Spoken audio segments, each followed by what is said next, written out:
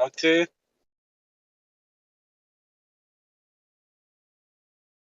Jesus, you guys are so bored. Check. Mic check. Can you hear me? Yeah, what's up, bro? Where you been, man? Oh, you heard me? All right. Yeah, I heard you. You've been MIA lately, Jared. What's going on? Dude, I was in here all day yesterday. Was you? Bro, you tried to tell me energy was mass on some goofy ass silly shit. You don't remember? Oh, yeah. Oh, yeah. I remember. Yeah. Remember that And goofy then shit you you try made up? to say I was wrong. How did I make it up? It's facts, bro. Energy is mass. That's a fact. Mass is energy. To say it the way Mass is I say energy, it, but mass energy is not mass. is So energy is not mass. all forms of mass are energy, but not all forms of energy are mass. Mass is a type of energy. Oh, what form of energy isn't mass? What form of energy isn't mass? Yeah, where are you getting this from? No, forget it. I don't want to hear it from you. Kinetic who told energy you this? isn't mass. You know? Yeah, who told you this? Who told me this? Yeah, who told you that? Like who first came up with the idea? Where did you get this from? From Einstein. E equals mc squared. Yeah, that's mass times the speed of light. That's not just mass. Yeah, in order to turn mass And that's energy equaling. Yeah, so energy is mass, you're saying. So anything with energy we can call mass. No, in order to turn mass into energy. I can't do this with you, Nate. You're all set. What? I'm all set. No, bro.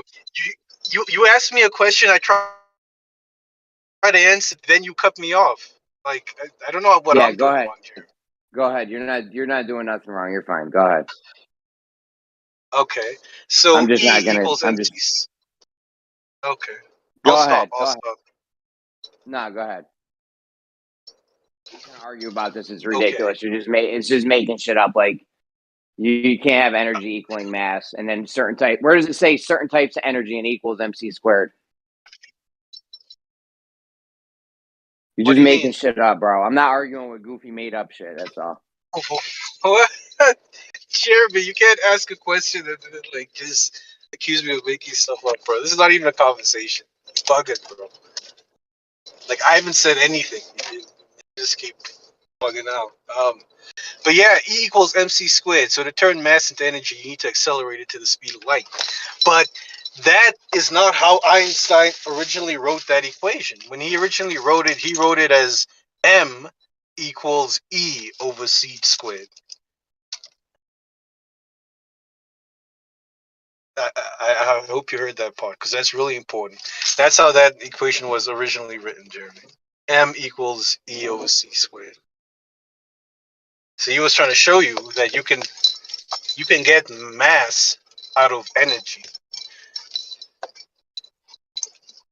Well, basically, a little bit of mass can get you a lot of energy, and it's from that that's what laid the building blocks for the atomic bomb. If you collided small pieces of mass into each other, you could get a lot of energy out of it, and if you could keep that chain reaction going, you have a nuclear bomb. Yeah. But keep telling me I'm making stuff up, bro. Amazing argumentative tactics.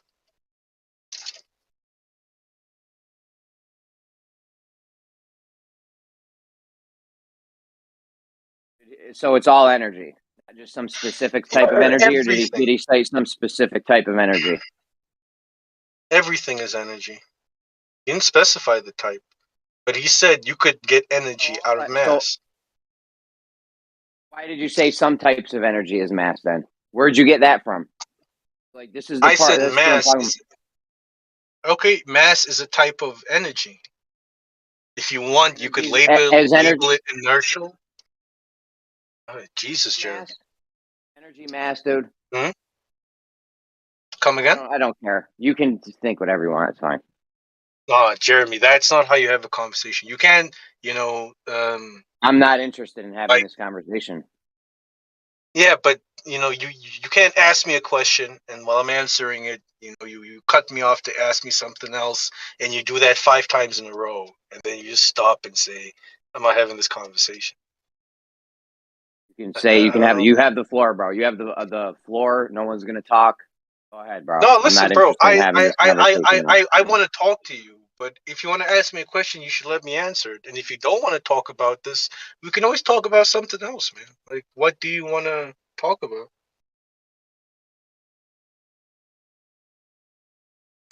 I'm hesitant to engage in any conversation where somebody's willing to go these lengths to protect their paradigm.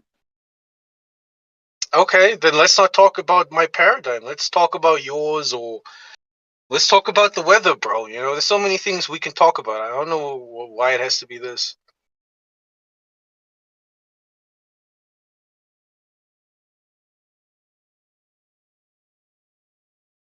You're impossible to converse with, mate. Sorry, mate. Sorry, man. The weather's bloody freezing. What's wrong with Nate just having his viewpoint? Exactly. Well, he's allowed to have it. I mean, if you Didn't don't have say the he need couldn't have to, it. if you don't have the need to control someone or make them think different than you, you could have any conversation with anyone, and they can have their viewpoint. You can have yours. Whoever's listening can listen, and it's really no problem. Amen. Yeah, but when you've already locked heads on the same thing, there's just no point rehashing it. That's all, Gio. Yeah, I mean, we can agree to disagree and move on to a different topic. But there's no need to say I'm impossible to talk to and this, that, and the third, just because I don't agree with you on something. It's not about agreeing with me. It's about honesty. But that's fine. We can all have a discussion about honesty if we like. Okay. Let's have a discussion about honesty. We can talk about anything you want to talk about. I don't mind. What does that mean? You're claiming that Nate's sitting here deceptively making up lies to try to trick people or something? No, of course not, Gio. You heard our conversation the other day and where it went. That's all I'm referring to. And then Jeremy had a conversation before and it went the same way. That's all. I've heard many examples of Nate just clearly not being honest within himself, intellectual honesty. That's okay. Everyone's entitled to their own way of doing things. Jeez. Right, but to make that claim, like you're making a claim that he's unconsciously dishonest or that he's purposefully being dishonest. I'm not sure what it is. I can't speak for his motives, Gio, at all. That's just the way it comes across. Yeah. I don't know, man. I don't know how to respond to that. If that's his personal opinion, so whatever. I'm entitled to it, aren't I? Like, where's the line between somebody? Where's the line between somebody believing something and maybe that thing is false, but if they are in that viewpoint, maybe even that thing is a lie that somebody is transferring. I'm not saying anything with Nate in particular. I'm just saying, where's the line between that, like somebody having a viewpoint, and somebody purposefully lying? Purposefully knowing the truth and then being dishonest. Like the old example. I think you'd have to give an example. Yeah. Sorry, go ahead. No, I just said I think you'd have to give an example, and I think you're about to. So go on. Well, I guess this is not necessarily directly related, but obviously the old, like a school teacher that is teaching the globe, she's not some huge horrific deceiver, he or she, because they're just transferring the belief in the globe.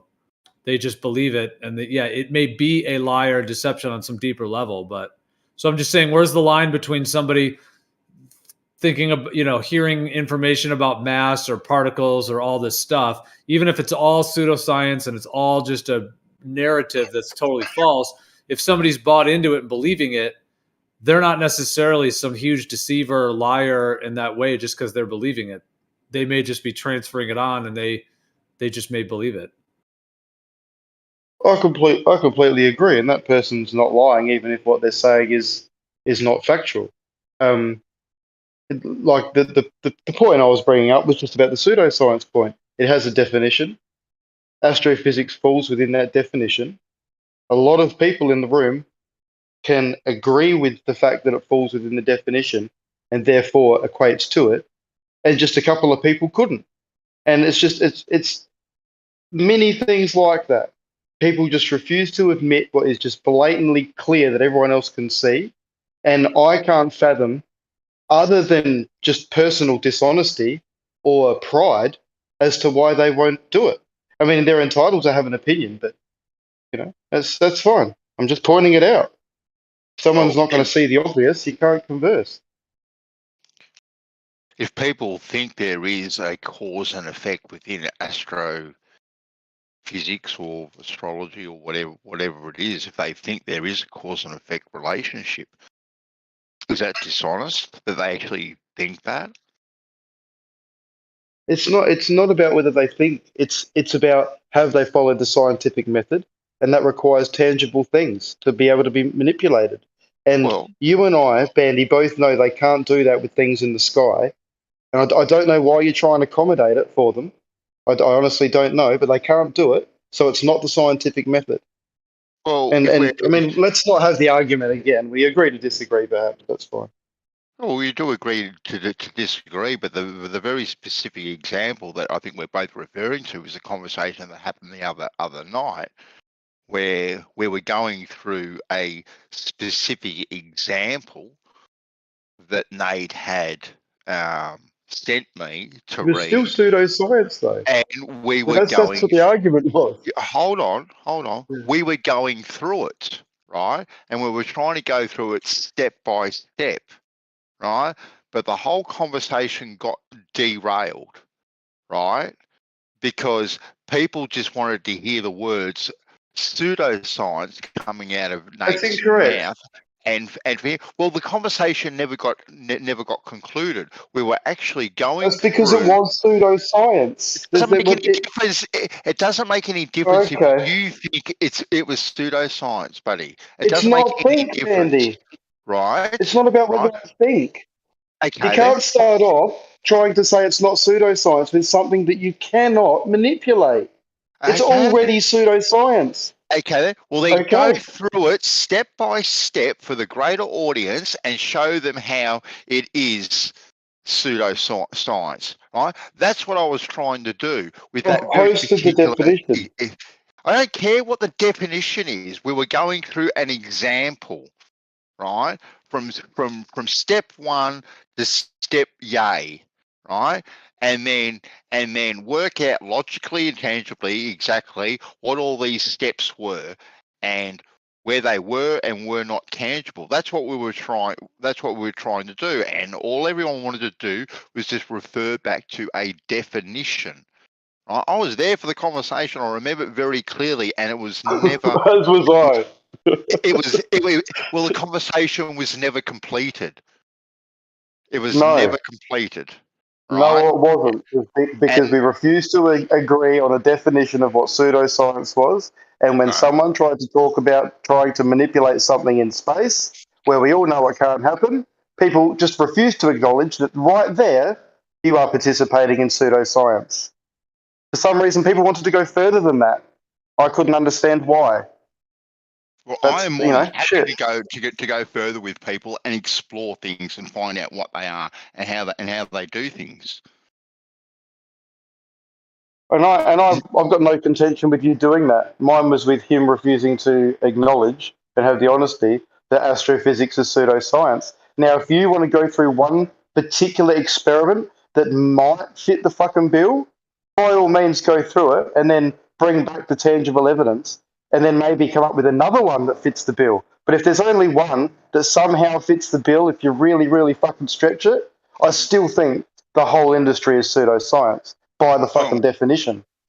Yeah. Well, I asked Nate very clearly for him to send me some experiments in that realm that fit the criterion of cause and effect. And he did send me a couple, right, for me to read over and whatnot, which I did briefly read over them. I gave him the courtesy to briefly read over them, and I know what I read, and I knew what I disagreed with and what I agreed with, right? But I still wanted to go through them, right, for the grading. I know exactly where I stand on it, right? But I still wanted to go through them for the sake of the conversation, right? Not just for this room, right, for the greater audience. Actually, that's what I was trying to do. Right? Paint a story. I haven't stopped you from doing that. You can do that anytime you like. Well, I tried to do it a couple of you. nights ago, and it was stopped in its track the conversation because we never completed it. Because everyone got very. But I've been out of the room heaps of times. Like since then, it could have been done and dusted, and could have got to the bottom of it. Like, have you looked through it now to the point where you're satisfied that it's not pseudoscience, and he sent you something that is tangible and cause and effect, or do you still not know? No, I went through it. And I know exactly what I think about it.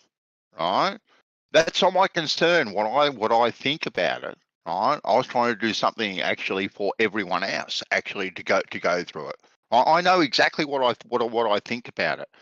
I know what is tangible and what is intangible. What, okay. But I still wanted to go through it, and Nate and I, we actually haven't had an opportunity to do that since, because the room has been full of other conversations, to be quite honest with you. So it's pretty hard to get back into it at times, as you know, depending on the tone of the room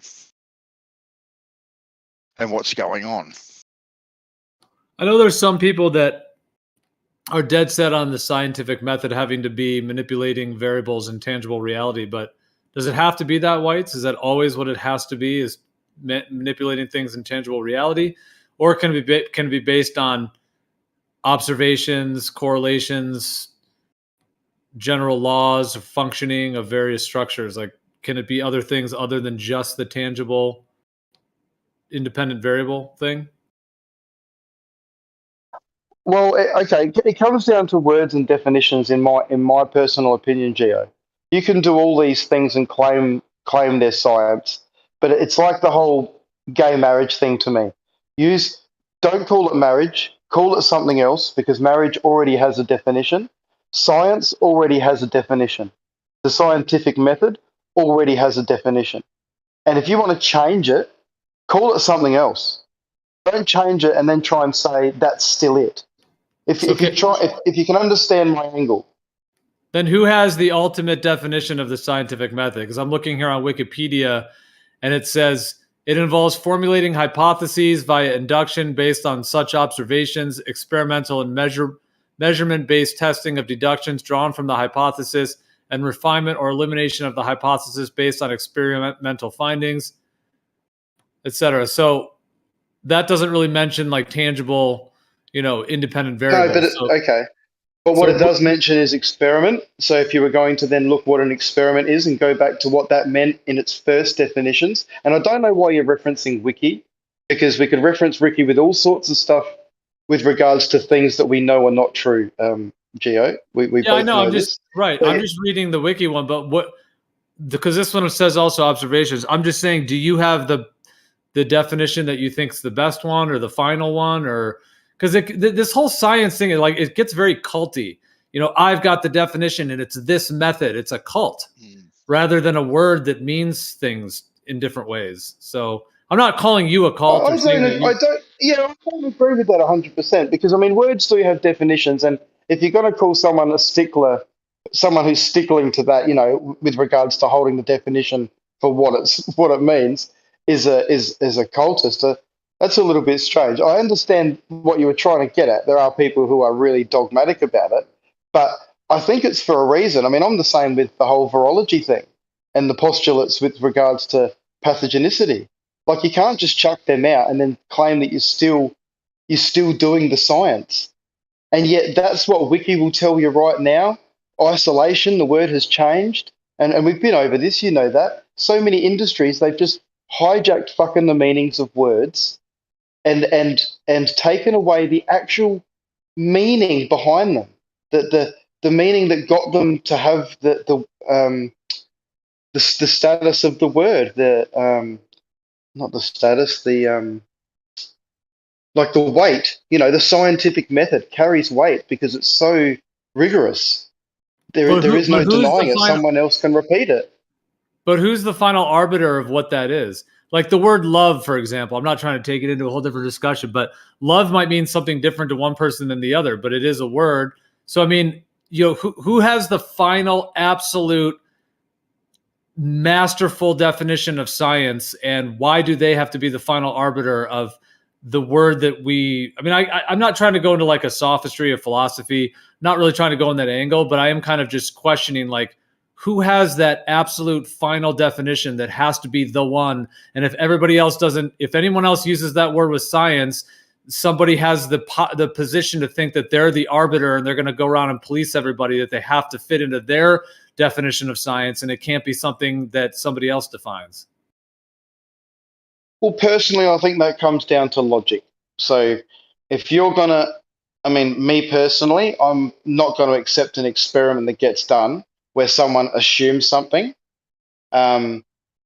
pre-assumes, like an outcome before it's even done. Or let's see, I won't say can't touch something because that's not always necessary.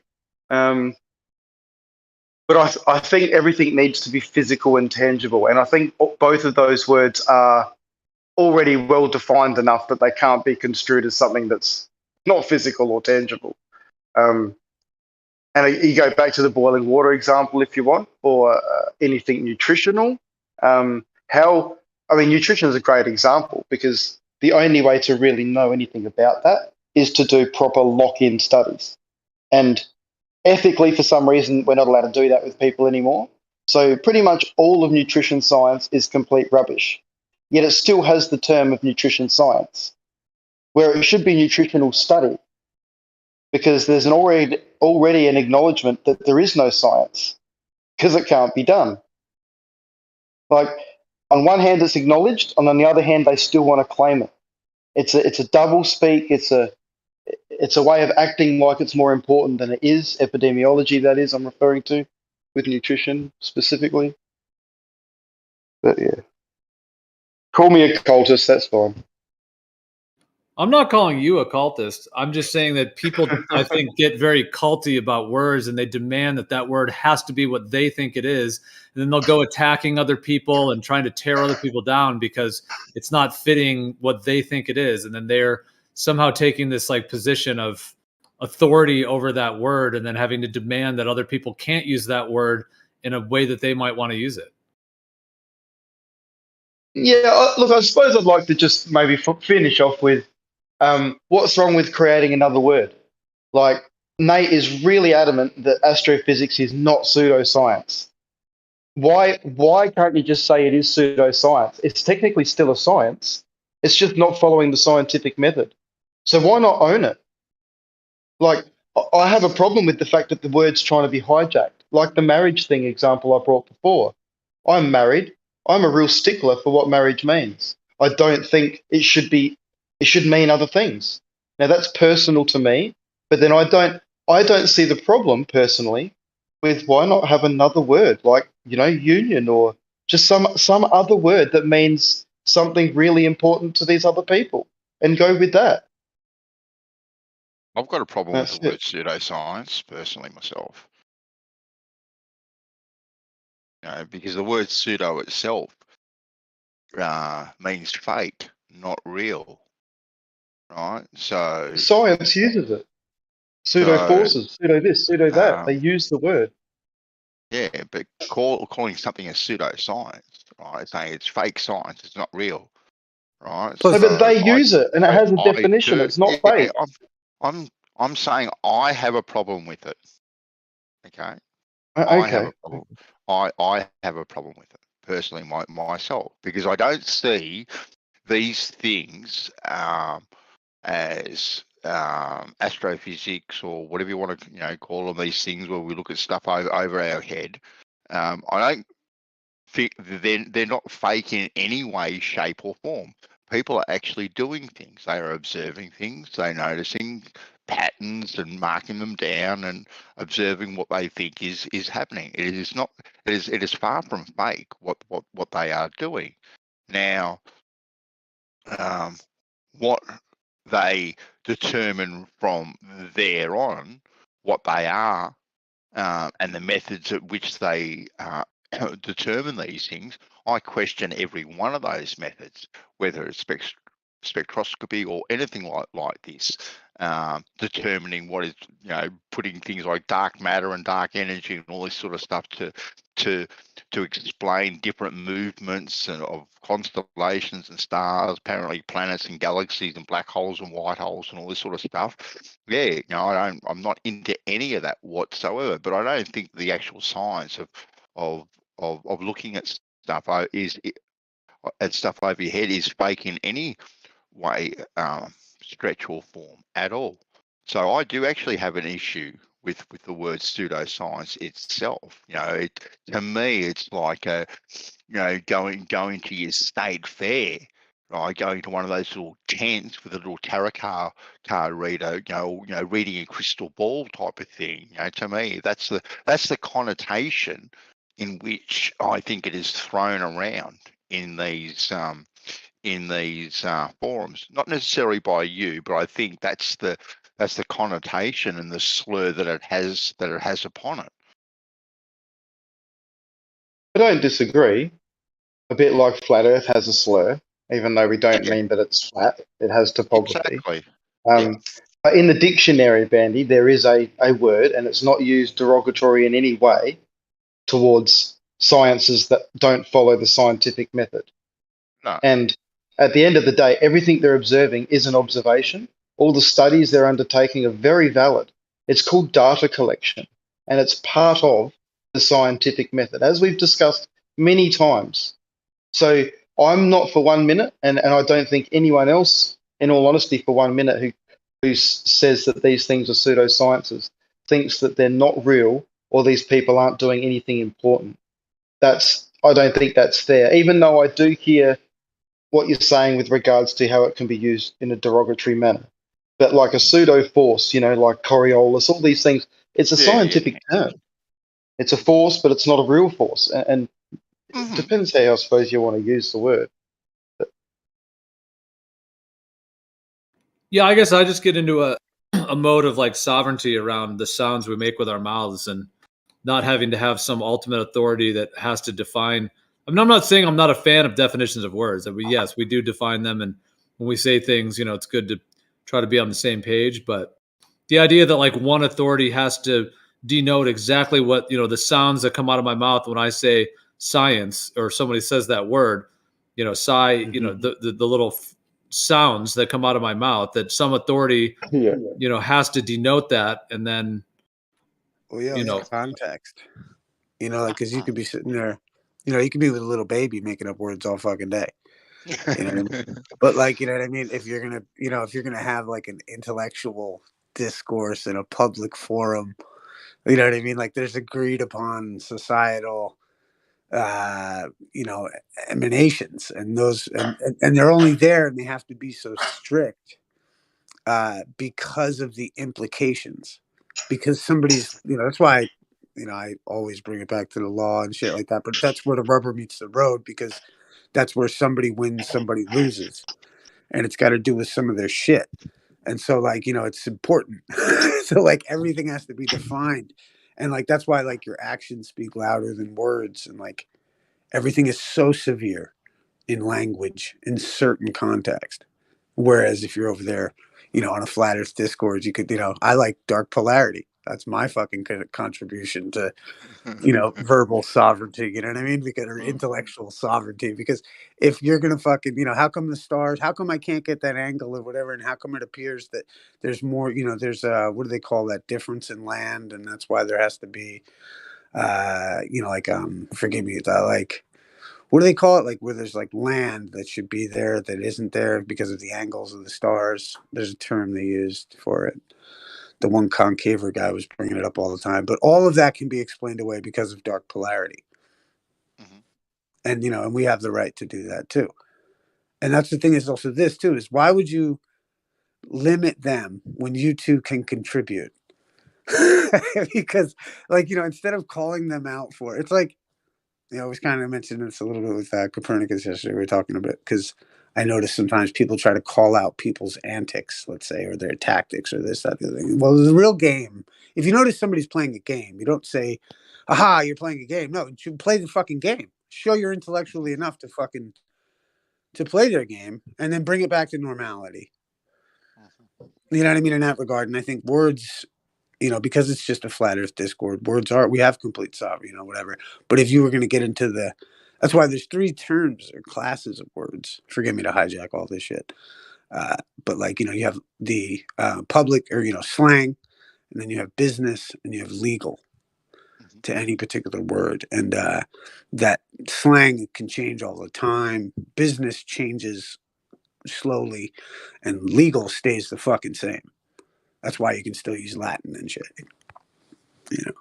But words are severe in those contexts. That's why it's so severe, But also, too, what is marriage? Like, when people think of the term, like the brother was talking about the term marriage, it's like when people consider that term, they add all of these religious implications that they have in it. When in reality, it's just 2 corporate entities, the citizens, merging into one corporation.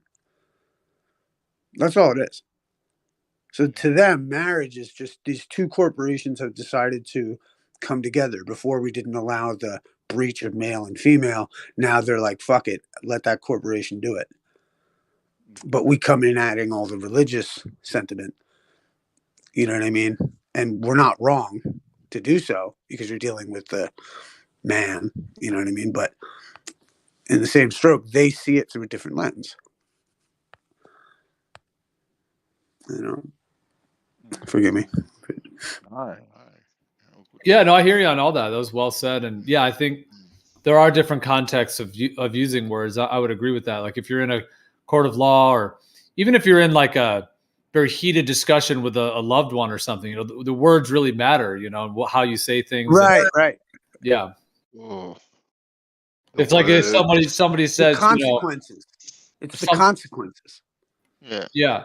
Like if somebody just says something to another loved one that's just like very, very like, vile or hurtful or, very crude or whatever it may be, it's probably not going to make much sense to be like, oh, well, I think that word means something totally different than you do,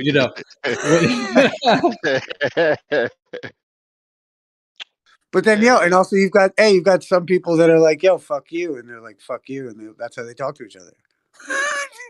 Like, well, there's so many subtleties to that too. Yeah. Like, right. There's so many words that are used like either as some kind of hate term, but then can also be used with positivity, like right on the other side. Like mankind is dynamic. We are dynamic. We're not fixed in that regard. You know what I mean? Like we're meant to be loose. And I think anyway, I think the creator has the best intelligence. Do you know what I mean? Like the creator is like the inspiration for your jokes. It's the reason the universe is funny. Or, that life is funny, whatever, Yeah, man. I agree.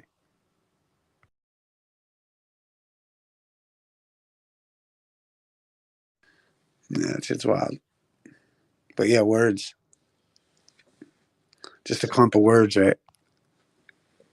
Well, like in the word marriage, like was brought up, the idea of the word marriage being, and it kind of is the same with science, science being strictly, the cause and effect and independent variable thing versus sort of some of the other definitions of it. But even with marriage, I'm sure there is probably an argument to be made like, okay, marriage originally only meant man and woman, marrying. And like you said, the corporation part of it and their finances and everything coming together and the legal stuff. But I mean, if you look up the word marriage, like I'm just looking on dictionary.com and, the first, now maybe this has been changed recently because of what, a lot of these things, but it says, broadly, any of the diverse forms of interpersonal union established in various parts of the world to form a familial bond that is recognized legally, religiously, or socially, granting the participating partners mutual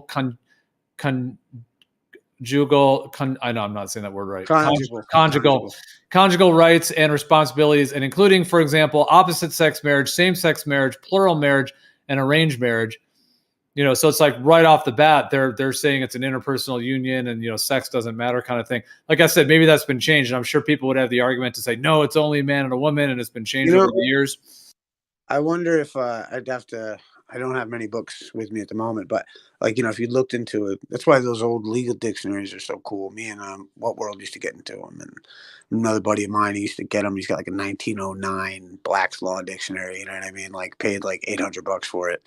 Like but it's cool to look in those old books and see what those words mean, because, like I said, like language and law, it never loses that initial meaning. They can add to it, but you can always bring it back home, and that is the proper usage, is the old school. It's interesting. I wonder what those books have to say about it.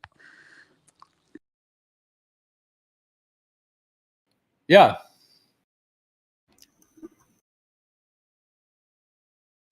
Yeah, and I mean, that's cool too. Like the idea of like having an original definition. Like we've talked about, the word level, and how level, never really meant this idea of everything sticking to the center of an oblate spheroid, from the center of a radius value that fluctuates because it's oblate, to the center of this. I mean, that, that concept that level never really meant that it really means horizontal. And, that's a whole discussion in and of itself. So like, see, I think though, what's crazy is like those things are plain to see, and it's like, it's only like, like at some point I get like where people are like, these people are under delusion. Like, yeah, like, all of this whole flat earth shit is just bringing someone back to their senses.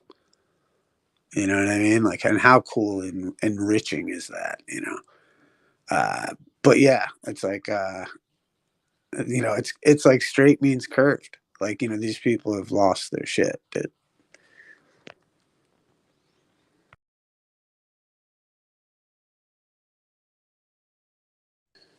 But don't you guys just feel that's how words work? Their meanings and definitions change with time. Yeah. Well, like, I mean, I get it. Like, change depending on context in which you use them.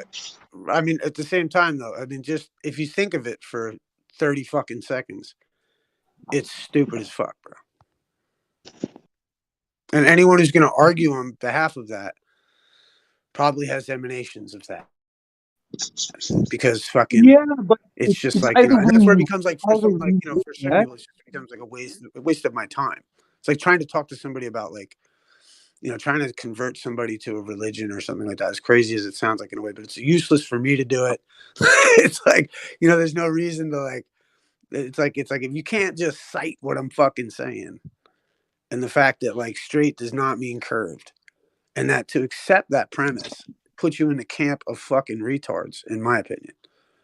Do you know what I mean? Like, now granted, if you want to think the earth's a ball and all the rest of it, that's fine. Totally fucking fine. But straight don't mean curved and shit like that. Like, you can't be that fucking numb that you would come with those arguments, dude. Like, in my opinion, like, I don't waste my time with folks, people in general, like that shit. Like, I'm over it. Like, there's no reason for me to help anyone that's that far gone, dude. Yeah, but I'm not, specifically speaking about curved means straight. Like, I don't even know what that means. I'm just saying words in general. They're very fluid. Their definitions are never really concrete. They change all the time. That's how words have worked. Is that there is a state? Yeah, there is a. Come on, man. Well, real quick, there is like a base. Oh, come on. Language, which goes to the legal dictionary. But go on. Yeah, they are legal definitions for terms. But then if I take those terms and I use them in a scientific context, those same terms and words could have a totally different definition and meaning. And even then, even within that scientific context, those definitions might not be concrete. One scientist might say, no, but I don't think that should be interpreted that way. And the same goes for law. With law, you have lawyers and judges having different interpretations on the same wording within a piece of law or legal legislation. Right, It but happens. when it comes to like People law, interpret and it things. comes to like where law meets science, let's say, law goes along with what science says in order to understand it and accepts its vocabulary as is. So, like, you know, the reading of a legal document is something entirely different than, let's say, reading something of a, well, not entirely different, but like law will carry on and go look at those definitions and put those definitions in their law books so that attorneys know how to reference any subject matter that comes under the purview of law. Because if you had patent problems between people who made scientific pieces of equipment, the lawyers would have to be savvy to the names and terms and uses of those But systems. Ethan, But you like, would admit that they don't even negate terms those in terms. law, What I'm those saying are is, up for debate. well, in legal context, yes, but in scientific context, you know what I mean? Like, It's either the they're same in making their science. point. Terms are up for debate. It Of applies course, to of course, of every course. industry, Right, every but way of it life. doesn't mean that words change. Definitions are up for debate because people interpret things differently. So. Right, but it doesn't mean that, like, and you know, this is to the crux of the issue we're getting to. It's just the idea that, you know, we have to have a common ground where like curved doesn't mean straight, and like, and things like this. And then when people want to come along and paint the gray area where there is none, you know what I mean? It's like, it's useless to me to participate. Yeah, I can see it going both ways. What we're discussing, like having an authoritative description or definition, you know, can be beneficial, but then also that kind of sovereignty. I could see both sides of it. It's kind of like a polarity, because I mean, let's say like a square and a circle. Everyone, I'm sure here knows when I say a square, what that means. You know, 4 90-degree angles, 4 straight lines, etc. Whereas a circle, you know, obviously one curved circular thing with a radius. But if I just said, you know what, when I say the word square, I mean this thing that's a circle that has curved lines. And when you say the word, you know what I mean? Like if you just flip it, then it gets pretty challenging to like, because then you don't have any kind of grounding to go off of at all. So it's like, how far do you go between having sovereignty of definitions of words versus, because at some point, like, yeah, I mean, literally, our society is arguing that men can get pregnant, dude. This is how fucking stupid it's gotten, dude. Yeah, that's bad. Yeah. Like, Yeah. we've been too polite with this nonsense. That's all. And like, you know, and it's like, and I tell you what, it's not even about polite. It's just by participating in it, you're being too polite. You know what I mean? Like, I I definitely, mean, you know, there's a yeah, time men, and a place. Whatever. What's up, brother? yeah, I mean, men just can't get pregnant. That's just a fact. So yeah, I mean, yeah, and straight lines are not curved. So I would agree with that. And however, I guess I would still allow someone to have sovereignty. Like I wouldn't like demand, like if there was somebody that believes that men can get pregnant, now whatever that means to them, you know, I mean, does it, you know, that's a, Dude, you can't make them not believe it, but the point is that they can't force it on anyone. And that's the problem, is that like people are coming here like, you're a fucking idiot because you don't know that straight means curved. And it's like, dude, you're just overstepping your bounds a little hard right now, dude. Same thing with somebody coming in and being like, but men can get, it's like, oh my God, dude, like there's no use. Like, have a nice day. yeah, well, I guess so part of where they're coming from in that is that the definition of a man is different or whatever. Like if it's, you know, somebody that Again, changed it's back to gender. your whole like, well, you know, man is just really a term that's used by society. No, a man means this, and that's what it means. And like, if you're going to try to extend it and go along with it, that's fine, but it doesn't take away from your initial definition that you can always cite. And so, you know, and that's where, you know, these things have definitions. They're already defined. Everyone's trying to reinvent the wheel.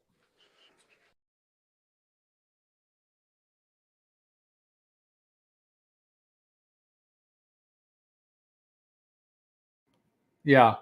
But what about the concept of like having your own like structure, like you yourself or me or whoever, of what a man or woman or straight or curved is, but then somehow having like the compassion, love, and understanding that somebody else may define them differently and see it differently, and then not having to project our one person's authority of what the word means onto another's. Like, I guess that's back to the sovereignty thing. Like if somebody wants to think that, then They can think it, and even if they 100%. say it to you, they're not forcing it on you. They're just saying what they think. And I know it gets funky if they're going to like change laws, and I mean there is ways that it can be for. I mean, you know, when you look at a bathroom and it has a man or a woman on it, and you go in there, you're not expecting a woman to be in a man's bathroom or vice versa. So yeah, it does get kind of like challenging when you know, living together and people having totally different concepts of things.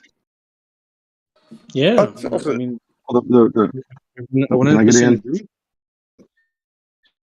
Well, I guess what I'm saying, like in that extreme See, example, the like, thing is, the men can get the men can get pregnant. Like, okay, somebody was born a man with, you know, penis and the whole deal, and then they went through some reconstructive type thing.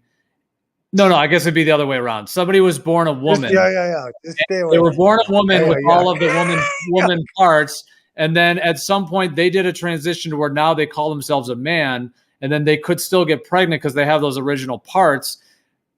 If they say to me, I'm a man and I can get pregnant, I could say, well, I don't agree with that. I think a man is this, and that, but I respect your viewpoint that that's what it is. And then, you know, live and let live kind of thing.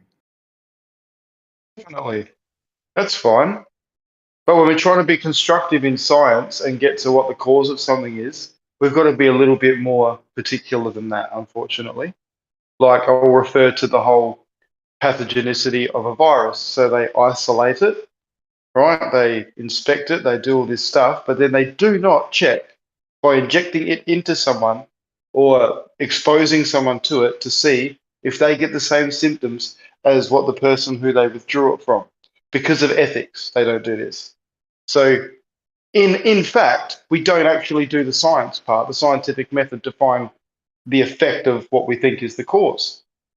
Like that's crucial to moving forward with this particular topic, you know, I'm referring to, and you know, stopping something from maybe killing someone and something like that. Philosophical things, we can. Who cares? You know, everyone can just agree on whatever the definition. But to be constructive, we sort of have to agree on very particular things. By the way, sorry, Paul, I might have interrupted you before. Your mic was chopping out a little bit, but we did hear you. Just wanted to let you know.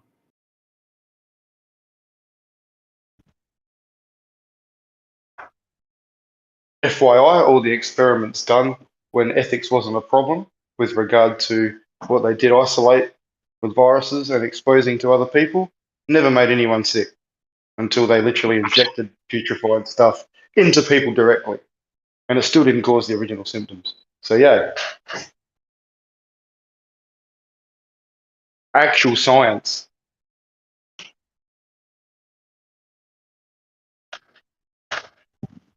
Cause, no effect. We need to look somewhere else. Quick, bury it. Well, that's a deep topic in and of itself. That because I mean, you can have an infectious agent that might not. You could inject it in someone and they don't get any effects from it because they have immunity, and then somebody else would get affected by it. So it doesn't mean that that substance, like for example, like wheat gluten. You know, for some people it causes arthritis. For other people it doesn't. So does that mean wheat gluten causes arthritis? Well, maybe not in everybody, but it does in some. No, but they've done science to find the actual mechanism, Geo. That's the difference between pseudoscience and science. They can actually find the cause and effect, which is the gluten causes extra zonulin release within the blood circulation, which opens up the tight junctions. Right? They know this now. And then depending on which bacteria you've got in your gut and what leak through is depending on what autoimmune condition you're going to have. Like, but they know all of this stuff now because they can do the actual science. But when you can't actually manipulate things and you know, get your hands dirty, you can't find out and move forward productively. It's very difficult to. But if you can't agree on definitions, and I've heard the argument in regards to pseudoscience v science, this argument going on for years. What's a definition, right? And if you can't agree on a definition, right, you can't progress the conversation at all. So what do you do? What do you just do? Do you just keep on arguing about a definition and leave it at that? Or do you try and progress the conversation somehow productively? Because fighting about a definition all the time and chasing your tail all the time to me isn't very productive. Well, I think we've moved past the definition, Bandy, personally. I think we've come to the crux of it, and that is how to be constructive and when you're trying to find cause and effect. So it's irrespective of the label pseudoscience and the definition, but it's about how do you establish cause and effect. And lo and behold, over many, many years, they established this way, and it's called the scientific method. And it has a very, very specific process. And that's how it's rigorous, and that's how someone can repeat it, irrespective of the original person being there or not, and get the same results. Now, that will not happen with observational shit. Everyone who observes something different from somewhere else will see different shit. We know this. It's not going to be the same. But the scientific method rules this stuff out and goes beyond that. So you can be constructive and go past a definition and whether we agree on stuff or not. Because the results are right in front of you, which can't be argued with. It's systematic.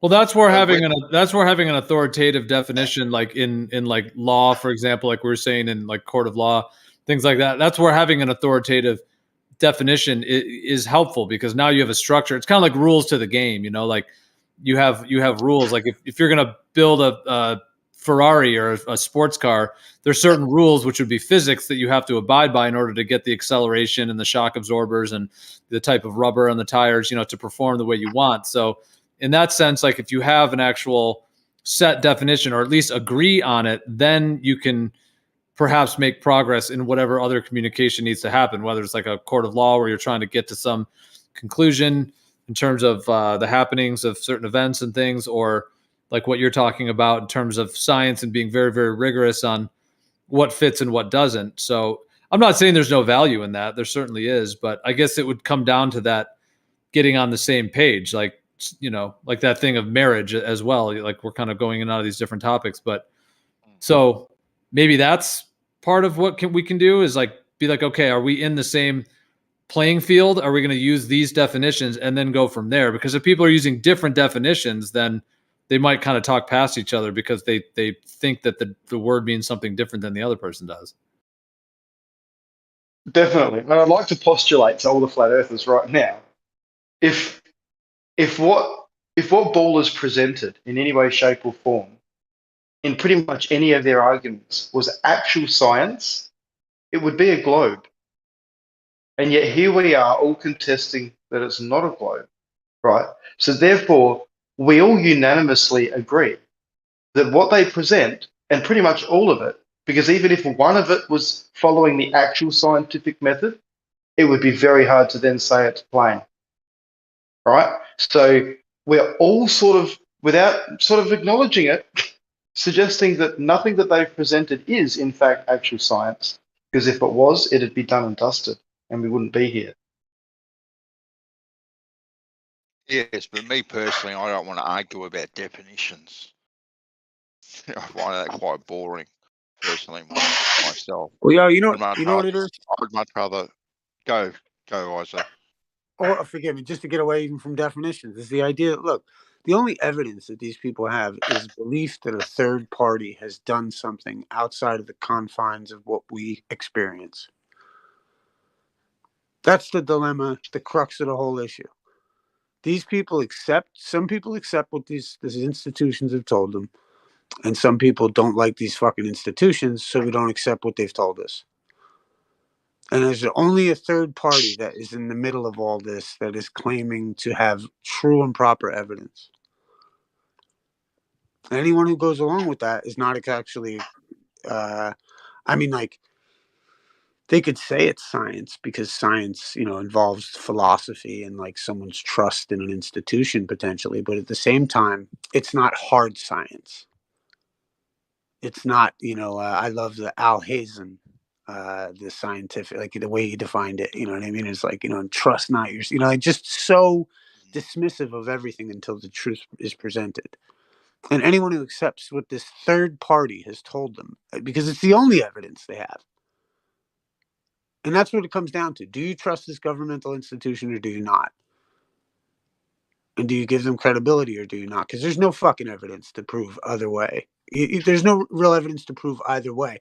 We take the scientific method and philosophize that if water is level in front of us, that it continues to remain level. That's it. That's the basis of fucking my argument, really, right? And it appears the sun's moving and the stars are moving, and I don't feel like I'm moving. And by fucking, by science, by use of the scientific method, and the fact that water remains level at rest, or even at motion, if I shake my glass a little bit, you know what I mean? It's still got a freaking particular way about it, where it's goes, you know what I mean? And I can extrapolate from that, and that I can extrapolate from that things are level. As for what level means, I think it means flat. Like water presents itself at rest, like we use in a level, what we call the tool a fucking level, like we use that. Funny So that. like, and that's, and like, and that's it. And like, and if you're gonna go and you're gonna accept what the third party's information has told you, you're gonna argue on one thing, and then if you don't, you're gonna try to question those things, and those people are gonna condemn you for not accepting the modern day fucking Inquisition. Yep. From some fucking overly powerful and yet philosophically weak fucking institution. And anyone who stands with them stands with, like, unfortunately, whether they know it or not, stands with guys like James Krause. You know what I mean? Who, like, they think love is a fucking chemical in your brain and incest is acceptable. So go fuck yourself. That's what it comes down to. This was my initial, like, when I first came out on the Flat Earth, this is what I was raging about. But then I realized you're in a public forum. You've got a diplomatic energy that has to be entertained and all the fucking rest of it that comes with this shit show.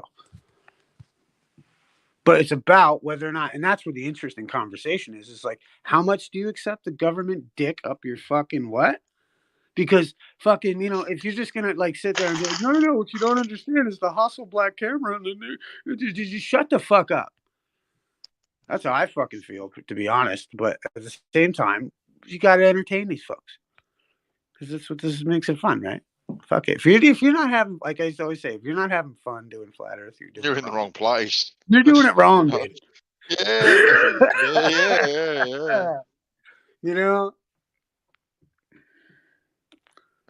I actually like to let them talk and hear the absurdity of what they're trying to pass off as fucking right of science. To be quite honest with you, Isa, like, let them talk, let them sink themselves every day of the week. Right, listen to them, give them the time of day, listen to what they've got to say, right, and they will successfully sink themselves, and then someone can come in and systematically and calculatedly just dissect it and point it out, right? Because I don't care what I'm saying, like, it's not just for us here in this room, like, we have you kind of at times think it's just us in this room, like you're not kind of aware of the greater audience, but I'm always aware of the greater audience and what Geo is trying to do with this server. And I think to myself, okay, then we know the arguments, we know we're getting led round and round the mulberry bush, chasing our tails.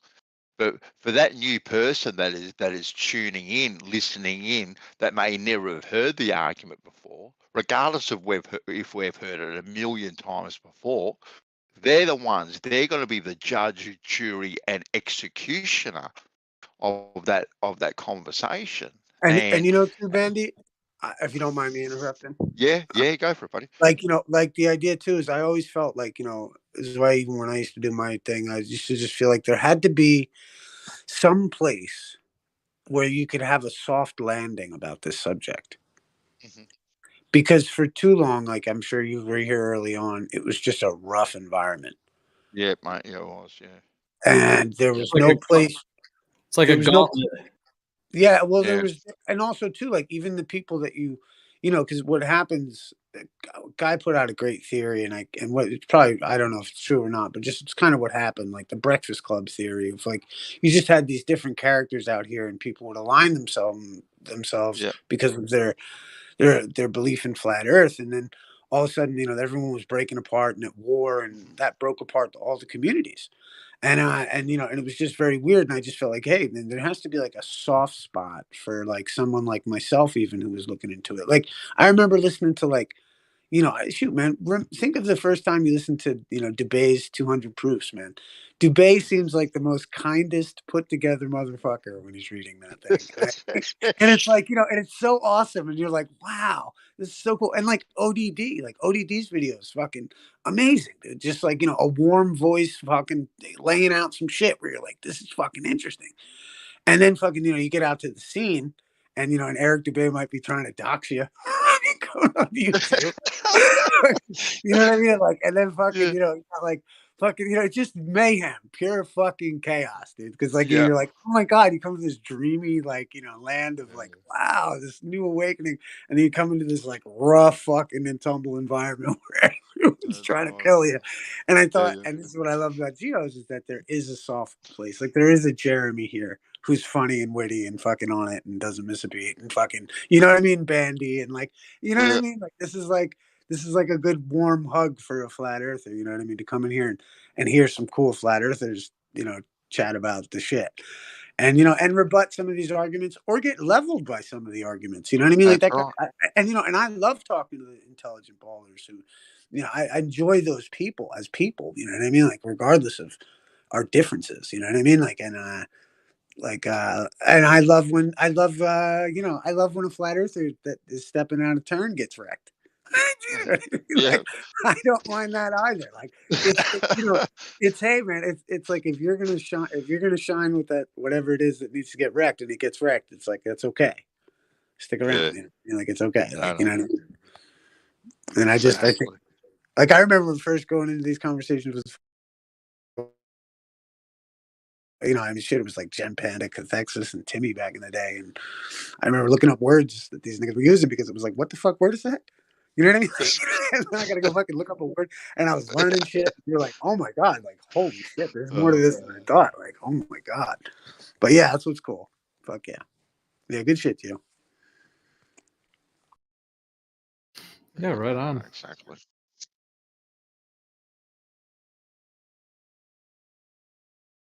Yeah, I think to have an open interchange of ideas is way more interesting than a bunch of people just trying to shut other people down. Because there's just so much more. Well, that's, you know, that's part of it too. And they're not like shut each other down, but like you're shutting arguments down. I like it when arguments can get shut down, not fucking, you know, not when people are stupid, but like, you know, when arguments can get shut down intellectually, you know what I mean? Where you get a moment of silence and someone's beat, you know what I mean? Like that's the fucking moment of, you know, it's priceless right there. It's like when someone's like, yeah, it's, fuck. You know, it's like, I just love this Adam, what's his name? Alex or Adam Stein? What's his name? Alex Stein, I think. He fucking went over to, the pro-abortion thing, and he's like, "So you guys are my body, my choice," and they're like, "Yeah." And he's like, "Do you guys think vaccine mandates are good?" And they're like, "Well, they're all just so pissed off, dude," and they just fucking freak Yeah. out. Oh, it's Yeah. bullshit. Yeah. They just get so mad at him because it's like they, you know, they can't handle the fire of the hypocrisy that they're living. No. And it's like out here, that's what happens to these people. Like it's like, you know, they're lit on fire with like the, what is it, the Mr. Smith effect or whatever it is. You know Yeah. what I mean? Like just angry. Yeah. I actually saw that clip where he addressed whoever in regards to that pro-choice thing, and it was gold. It was literally gold listening to the way he So just good, handled dude. them. Yeah.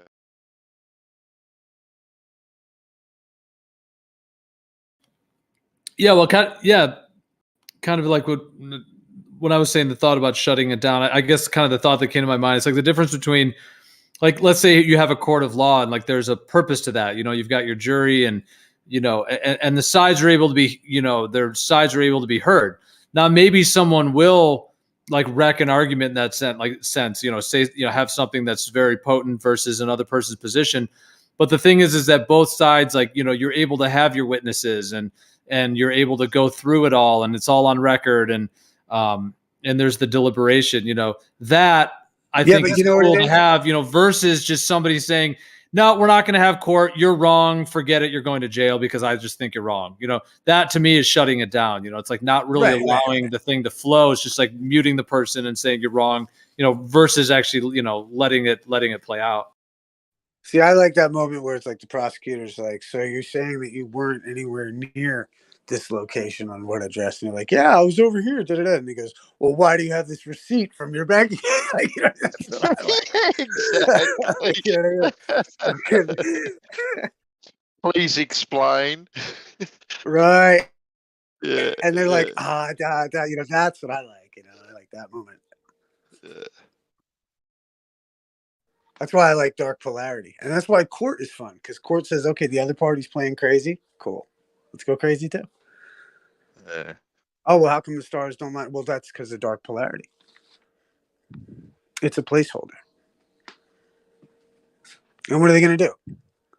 Because they're like, you know what I mean? Because they fucking use that shit. Dark matter. Right? So we got dark Yeah. polarity. So suck my Dark nuts. polarity. Exactly. So can I ask, once it's all played out and you've done it on the air and everyone can hear it and they're still not using cause and effect, what do you say? Do you just leave it hanging?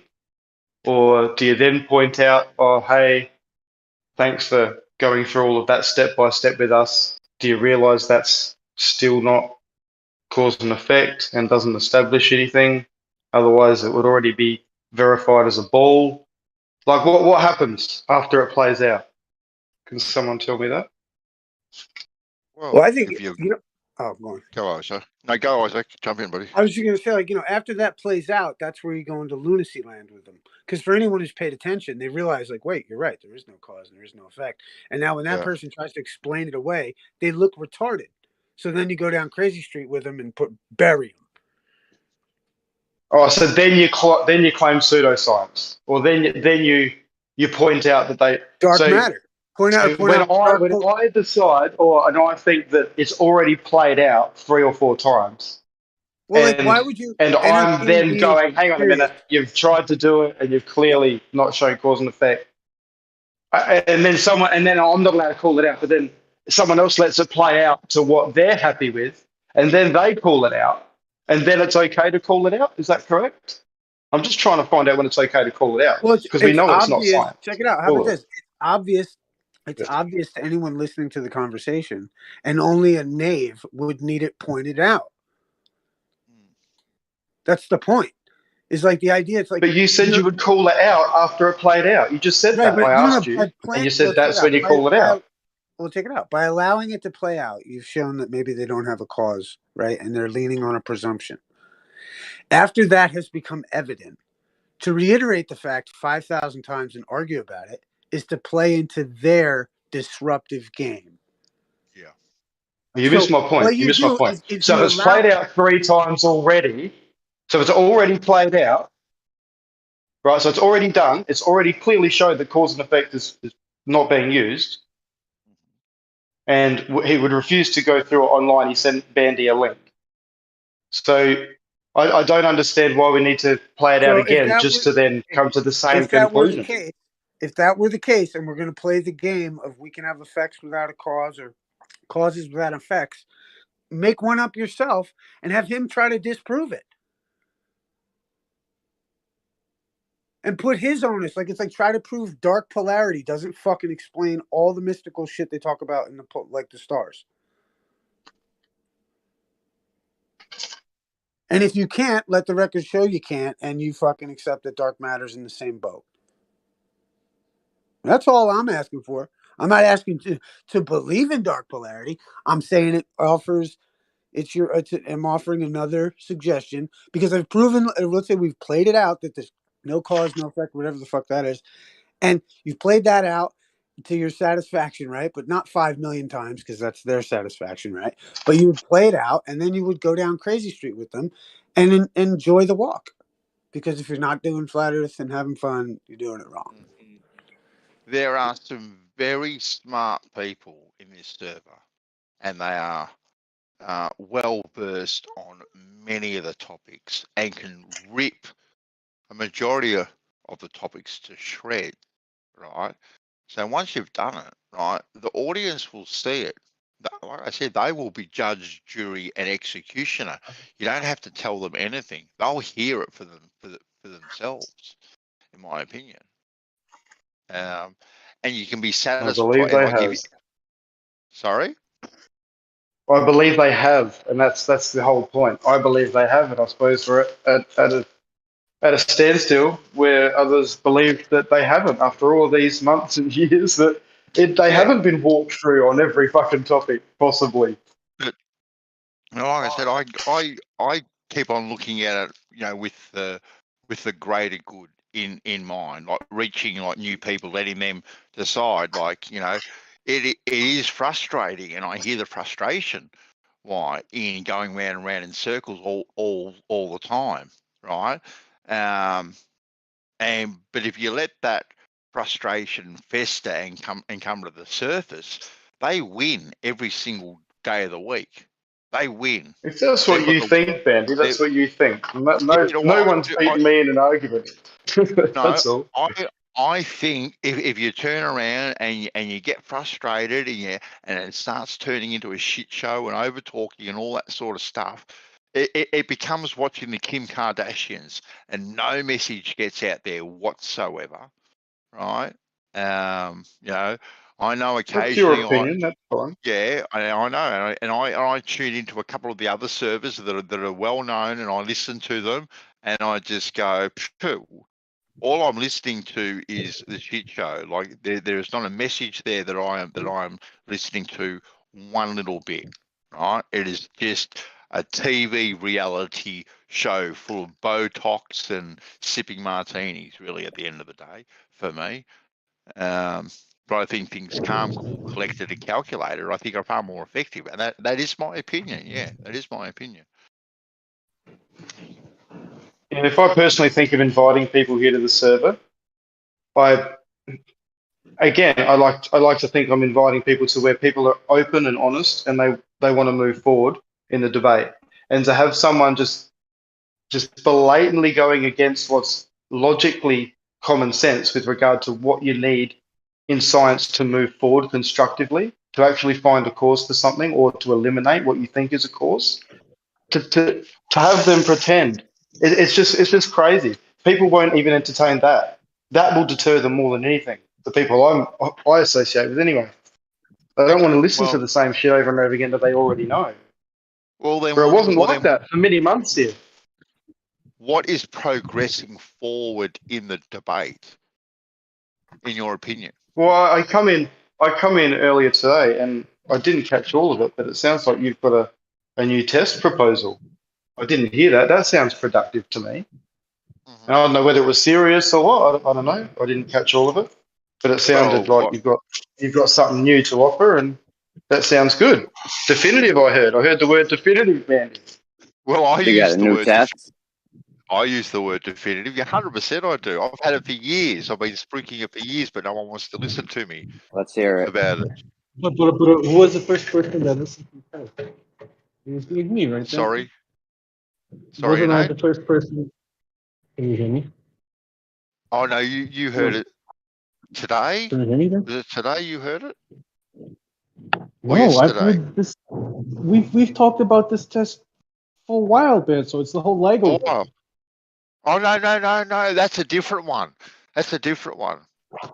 Yeah, but No, the one this you're is- talking about today, it's just a different iteration of that. You know, you're gonna have a water level.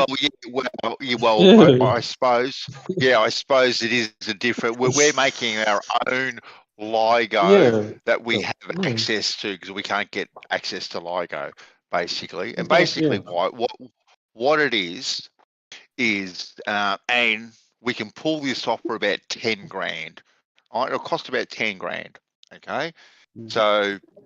But everyone has to agree on the terms and conditions of the test slash measurement, and that's going to be the $64,000 question, I suppose, at the end of the day.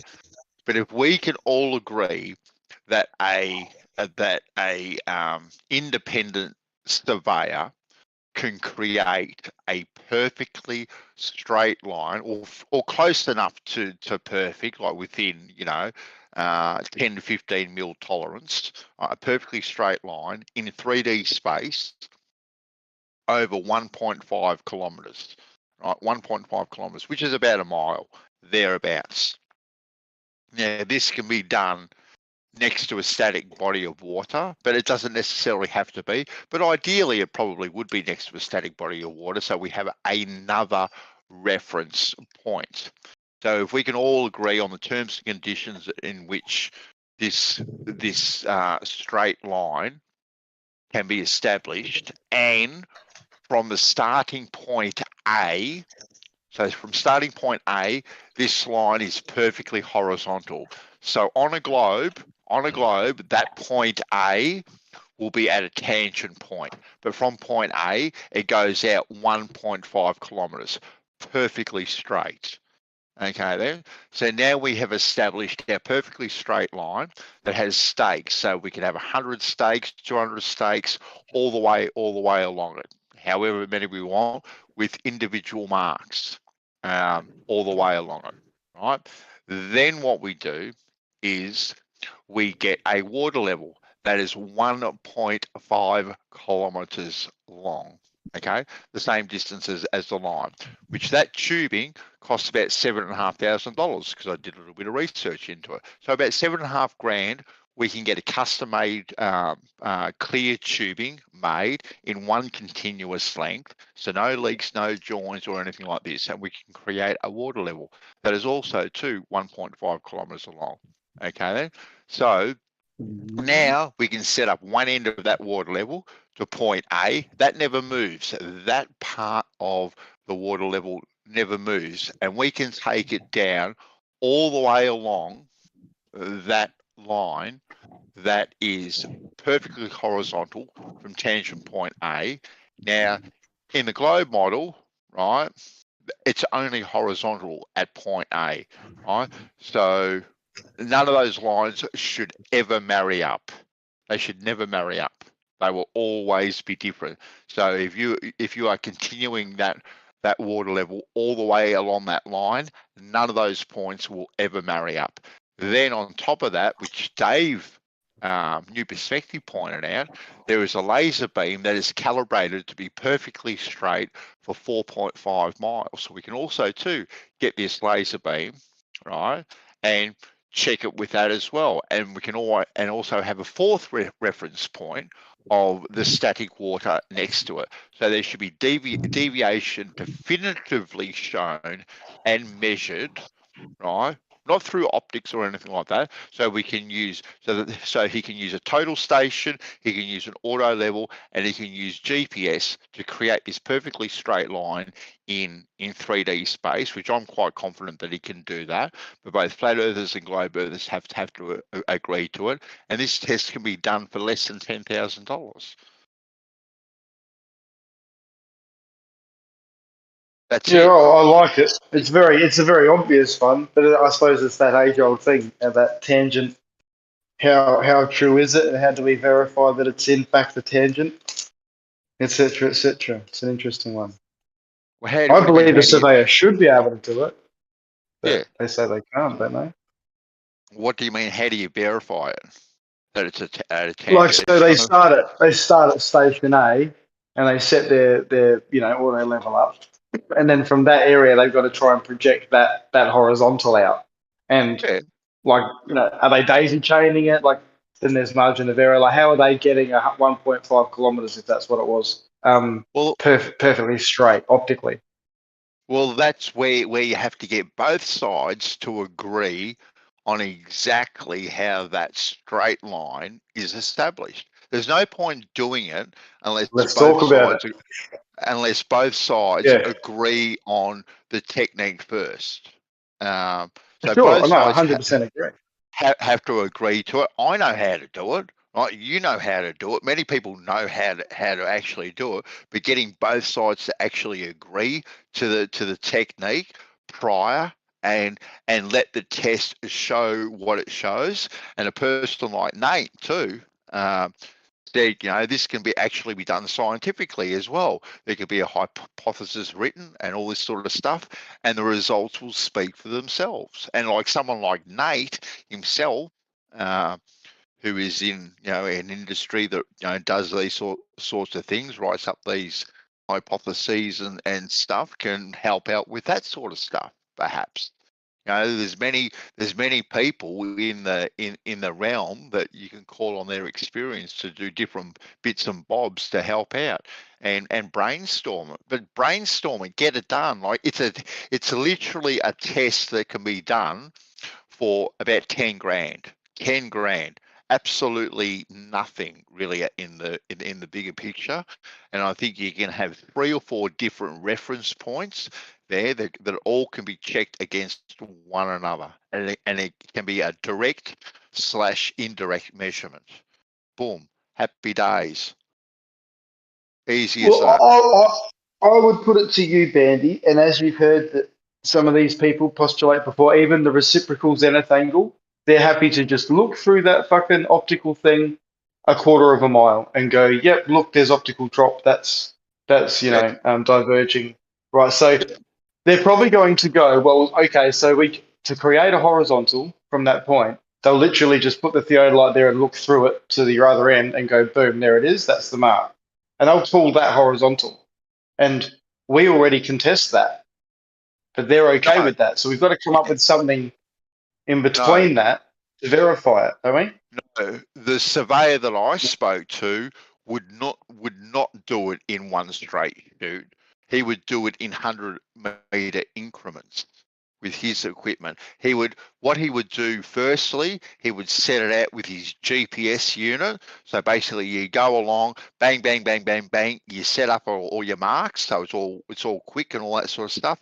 And then he would go back and then do it with his total station, with his auto level, which he says makes the process after that a lot quicker because he's not having to set and reset like every single point. The point's already there. He's just basically setting up his machine, looking through it really, really quickly, making sure everything lines up, and then moves on to the next one, the next one, the next one, so forth and so on.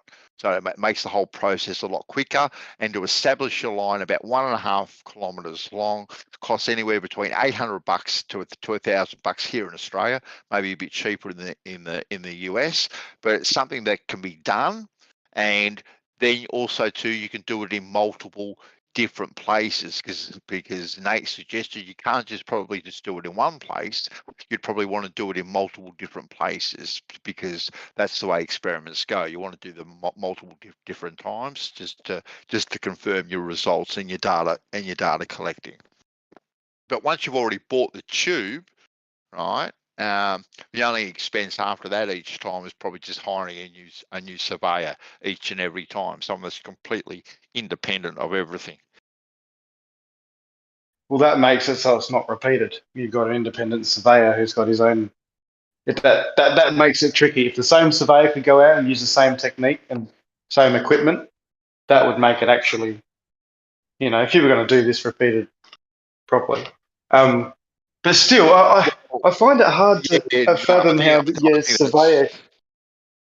I think that's splitting hairs to say, well, you have to use the same surveyor, here in Adelaide, again in Alice Springs, and the same one has to be done in Darwin, or you've got to use the same surveyor in California, New York, and Alaska type of thing. Like that's not practical, and all these surveyors will use all very, very similar tools.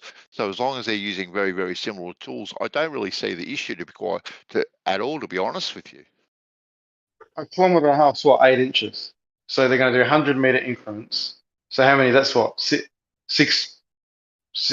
20 lots of movements. What's the margin of error? And like, I'm just trying to remove the variable. It's an experiment. You want to limit or remove variable. Well, the surveyor that I spoke to, the geodetic surveyor that I spoke to, said that he could create a perfectly straight line with a plus or minus tolerance of 15 millimeters, and he could guarantee that plus or minus 15 mil. Okay. Yeah. Yeah, and that's because he uses GPS and then backs it up with what's the name? Could he do that without GPS? I think that. Well, look, he may because They use the GPS these days to make their job quicker. Okay, then. Yeah. So, if we're going to argue about GPS and satellites or satelloons and all that sort of stuff, I just think we're getting into the realm of ridiculous. It's kind of there. We've got to have faith in some of these tools at the end of the day. Well, it's going to show a ball. It's going to show a ball, Bandy. Then. So this experiment's going to be done, and it's going to be a globe. Yep. Right, so you say that he's going to not create a straight line; it is going to be a curved line. Well, there's no way, even in his own mind, that he can create a perfectly straight line, because then he caveated it with a plus or minus. So he's already not creating a perfectly straight line, and I would suggest that it's just because of pure optics, even over 100 meters, and the way refraction works and light bends down, it'll bias down more than up. It should, just by logic. Well, his words exactly were that he could allow for the curvature of the Earth, right? And he would take that into consideration. His words exactly. I actually taped the conversation and I played it in this room a couple of times, and they are his exact words. He could do it, but he has to work out that he has to calculate in the curvature of the Earth and all that sort of stuff to establish this perfectly straight line. So if the curvature is worked into these GPS units by any means, shape, or form, right, he'll calculate that out of it. Yeah, see, I mean, my understanding as a layman is you set up station A, if you were going to daisy chain, for example, like he's proposing, set up station A as your horizontal, set up the 2 posts out, so B and C, and then just start daisy chaining, and then setting posts, and right? You don't even need to worry about the curvature of the Earth and calculating anything. And you'll get to a certain point where you want to stop, a kilometre and a half, and that will supposedly be your horizontal. Now, he should have no interest in the curvature of the Earth or GPS or anything other than that. If he thinks his optics are accurate, he should be able to create a horizontal line like that with no reference. And that way, we could go, cool, he hasn't used GPS because he didn't need to, right? He's not actually tried to calculate any curvature of any supposed ball and tried to work with that for any reason. He's literally just created a horizontal at point A and projected that out, daisy chaining to a point. Now, does that drop away from water level? We would then find out. I think that would be a better test. Yeah, but he did say like using the GPS would make the job quicker for him, right? And then he has reference points to work off. So then when he uses his other tools on his optical devices, it's a quick setup. It's bang, bang, look back, look forward, back, yep, everything's lining up. Go to the next one, bang, bang, yep, everything's lining up type of thing. That's why he said he would use it, and it would take him anywhere between. He said anywhere between 3 to 8 hours, depending on the terrain. And I said, we're not going to be working in Wombat State Forest, mate. You don't need machetes to carve your line through or anything like that. So, but he reckons it's a relative straightforward, easy job to do. And I think Could he do it to 5Ks? Sorry? Could he do it to 5Ks, do you think? Or would he start to question his margin of error at 5Ks? Don't know. I only asked him over a K and a half, and getting and then you're stretching it with the tubing. They're stretching it at a K and a half for one continuous length, and they still have to get back to me on the logistics of actually making that. Because the longest they've done, they said was about 400 meters. Thereabouts, 300 to 400 meters. So they've never had a request of this tubing for a K and a half, and his biggest concern with it at first was putting it on one of those big cable drums, the big cable spools, right? And he said if they were to do that, it would probably collapse on itself, right? The and weight, yeah. yeah, that's what he said. He actually used the word gravity. Gravity would make it collapse on himself, and I kind of chuckled to myself when he said that. But he said there Oh, I was bet you another did. way out of it. He said there was another way around that. Instead of putting on a spool, to actually put it directly on a pallet. So basically, it'll just be the very bottom bit, but that should be pretty much okay, good to go. So then I gave him, I asked him the question, would he be able to ask the engineers, could they crimp one end of it, like seal one end, right? And at the end of the job, when they've got the K and half there, fill it with some compressed air, right? And put a bit of air in there and then crimp the other end. So it would kind of maybe help support it. And he goes, you'll look into that as well. Just to keep the integrity of the actual pipe intact. So we Not a kind of bad covered idea. we kind of covered all bases as far as that sort of stuff is concerned. But like I said, it's just getting both sides to actually agree on the terms and conditions. And unfortunately, when you mention things like GPS and whatnot, we get a lot of the objections that you just aired just now in regards to the curvature of the Earth and all that sort of stuff. But like I said, it's only used initially for quickness and convenience. So then when he does go back and use his optical devices, it's just bang, bang, bang, bang, bang, just to double check exactly what he's done is right. And then what you could do, I suppose, like you could get that line established, and then you could maybe get in a second surveyor just to double check the work, I suppose, or create one, next to it, cover up the marks, and do that. But doing something where you've got not just the line that is created, having another one or two or three methods that you compare to each other, one being the water level, one being the laser, and one being the static water next to it. I think it gives 3 or 4 different comparisons that maybe no one could argue with at the end of the day. Well, if they're all curving, that's difficult to know anything. Oh, it's a challenge, Bandy. That's the age-old question. Have to keep thinking about that. I'll put it out there so people can do with it what they will.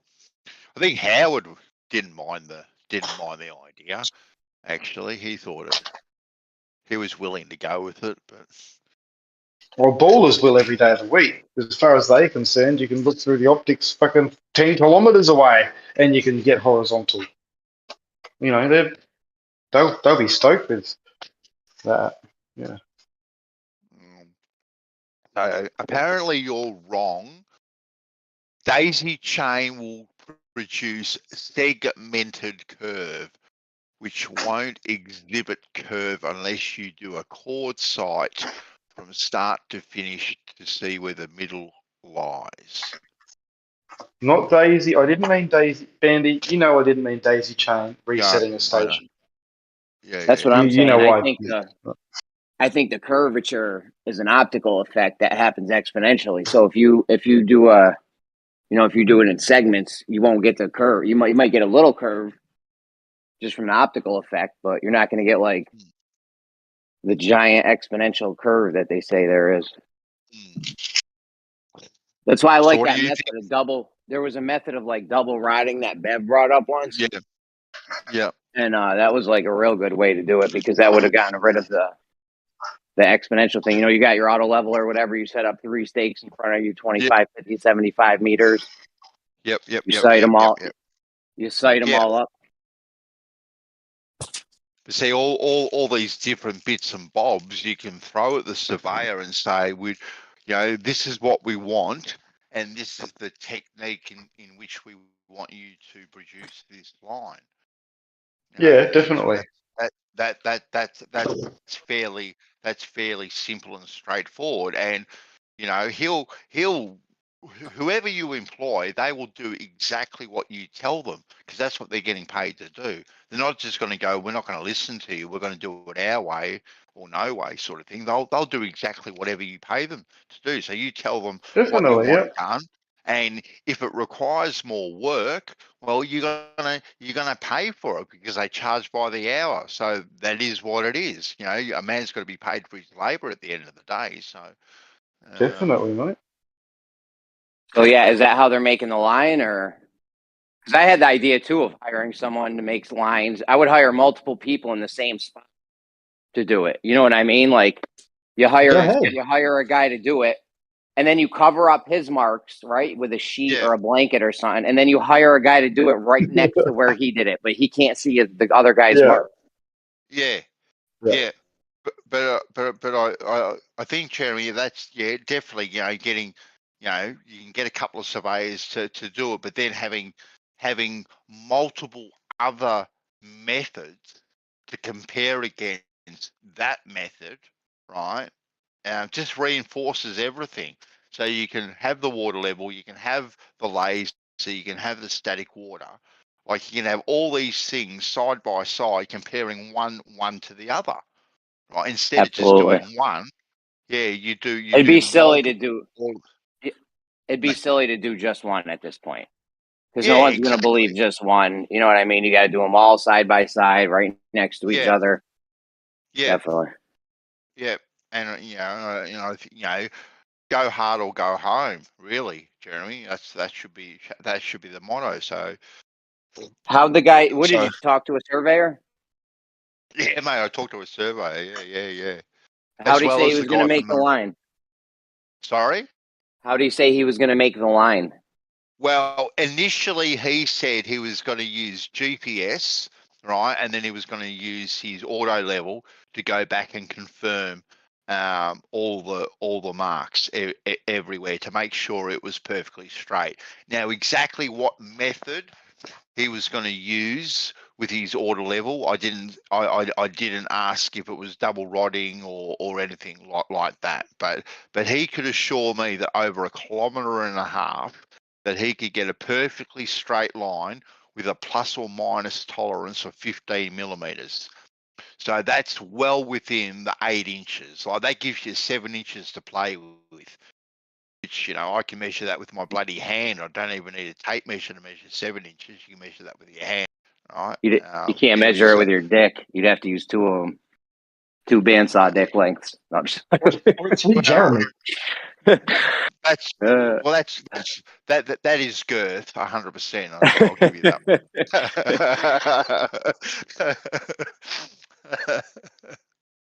So yeah. But yeah, I think that's the only way to do it. Get this bloody water level 1.5 kilometers long, one continuous piece of pipe, which can quite easily be made, and get it done, boys. Just get it done. Why one continuous piece of pipe? That makes it more expensive. Why not just use multiple? You know, 2, No, 3. no, No. because yeah, I'll tell you why. Because if you're going to have it filled up with water and you're going to be moving it from point to point, right? It is going to put stress on those joints, and it could compromise the those joints and the integrity of those joints. So, That would be visually. Once you visually expect that, you're going to know that the joints were either damaged or not damaged. They'll bring a couple extra connectors. And in actual fact, it's no more expensive to get one continuous length as it is to get I'll hand you that. multiple different I'll hand lengths. you that. Sorry? I said I'll hand you that. Yeah. It's just harder to handle, but yeah, if you're coming up with methods. Now, all of this talk I've heard, I've just come in late. Are you actually working towards doing this, or are you just playing mind games, thinking about it? No, I'm proposing the idea to see if we can get both sides to agree on the techniques and all that sort of stuff. And then the funds have to be raised more to get it done because just to get one surveyor and which is about $1,000, and to buy the pipe, it's about a 10 grand test without anyone's time or anything like that put into it. So it's about $1,000. We could per raise it player. fucking overnight if we were serious. Yeah, no, yeah, I know that. You could do a GoFundMe or whatever the case may be, but the tubing itself is about $7,500. Clear 1.5 inch tubing is about $7,500 thereabouts.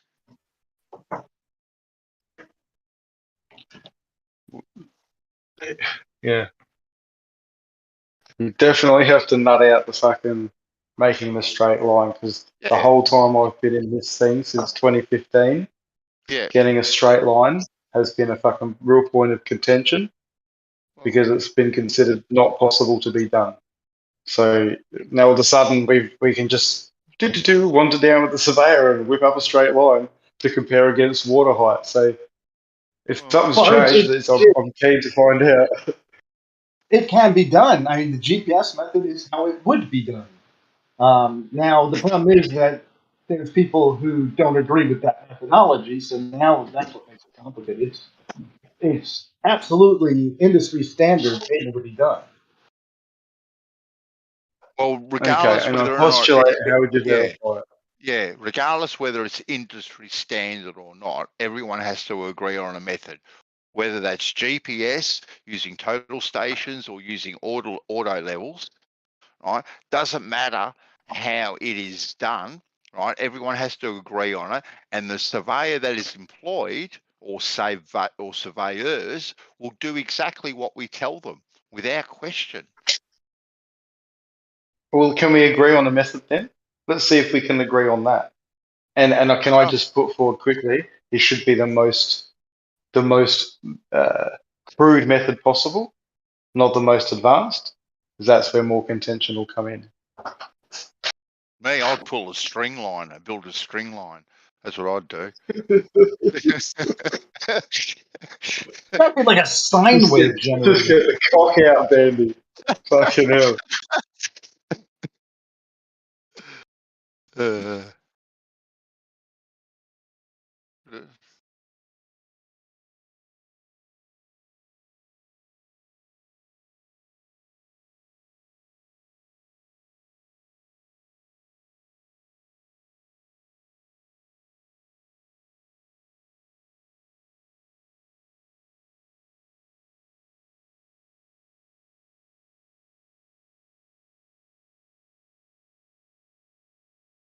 So say, go to, while they're doing construction on LIGO, see if they'll let you in there. Let somebody in there. Well, I ain't gonna let us in there, Mike. You don't know that. You don't know that. Well, There's construction, and they won't let you in. You or me. But They'll they let would you let into LIGO. They would They'll let anyone into LIGO. No, They they just won't want to let let you any. No, snoop around and stop. They won't try to let do anybody measurements. in to actually go around the equipment and walk from end to end of it and set up equipment. So they won't let you in Exactly, there. yeah. You would have to get somebody with letters behind their name in order to do it. Yeah, they won't let us go in and do our experiment. But, I mean, you can go and take a tour of LIGO. Yeah. All you need is a high-vis vest and a clipboard. You get in there. Have you heard that thing where there's like a guy did a TikTok video where if you're carrying a ladder, you can get in anywhere. I've seen that. As long as No you're one carrying, questions. if you're carrying a ladder and it looks like you're really determined to be fixing something, you can just walk in anywhere. Walk in anywhere. Yeah, no one questions a guy with a ladder ever. Like, yo, dude, what do you think I'm Exactly. doing here with a ladder? You think I'm here for fun with this ladder? You think I just carry a ladder around with me? Yeah. That's hilarious. But that's so fucking true, man. Because I've never stopped someone with a ladder, you know? I'm sorry. Thinking about it. I haven't stopped the guy with the ladder. So it does, but it happens less often. So you just would Imagine if you had suspect my eye. Imagine if you had a ladder, a clipboard, and a high-vis vest. You'd probably get into the Oval Office. Damn, right there. No questions asked. Well, that might be one of the exceptions, but most places, like, Yeah. you're gonna get in. Yeah, most places. High-vis, Jeremy, high vis vest. Come on. Yeah, but you got to go through Secret Service and shit. They're not just letting any guy with a ladder come through. Maybe, I don't know. Yeah. It'd be neat to see, but I don't think they're just gonna let anyone come through. Like, they're checking everyone's credentials in there. Yeah. And I'm sure they always hire the same, ladder company or whatever, same cleaning companies and maintenance and whatnot. So if they see an unfamiliar face, they'll definitely ring alarm bells. Oh, you just hide behind the ladder and your clipboard. You'll be right. Hold your clipboard up. Sneak past.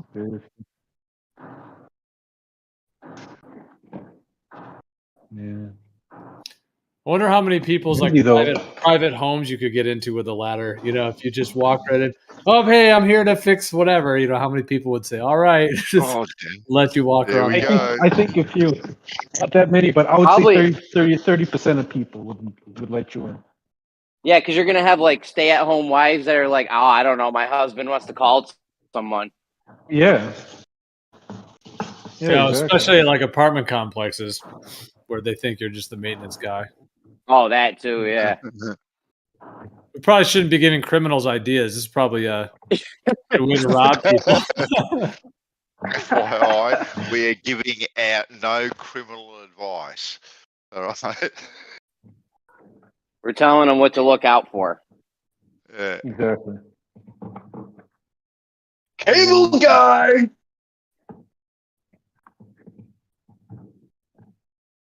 Yeah, but it's pretty What's goddamn up?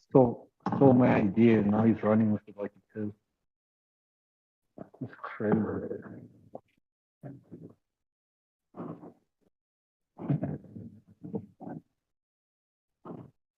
Do you think is somebody else talking?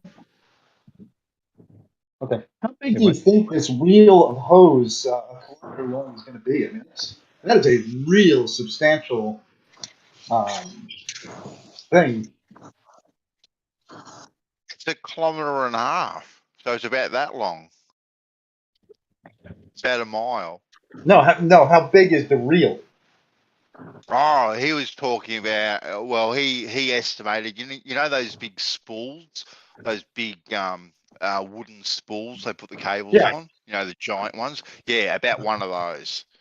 Really, for 1.5 kilometers? Yep. I gotta think because I use 1 5/8 cable all the time for cell sites. Trying to think what the longest spool of those is. I mean, I don't use them. I demand people use them. Yeah.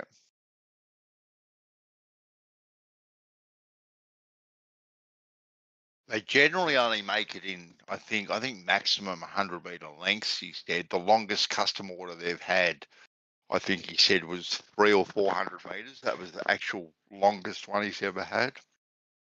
So this kind of took him back by surprise. He goes, "Oh, what do you want to use it for?" I go, "Just a water level. Nothing exciting. It's just a water level." He went, "Oh, okay then. Cool. I'll work it out for you." I'm just saying that is a giant 300 or 400 meter spool of 1 5/8 is ginormous. You're talking something that got to be on a tractor trailer and have height restrictions to keep them not going to have power lines.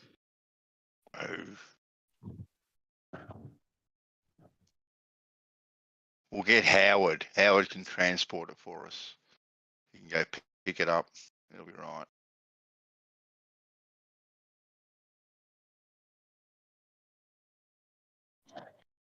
But who would do it then? Like, I thought you would want to do it, Benson. Like, we do this in Australia. I'd love to be involved in it, most definitely. But yeah, you're the one that's going to do all of this stuff. Well, I was thinking, like, if you're thinking about doing it in multiple locations, right? You want to do it in because I heard what you said about doing it in multiple locations, all right?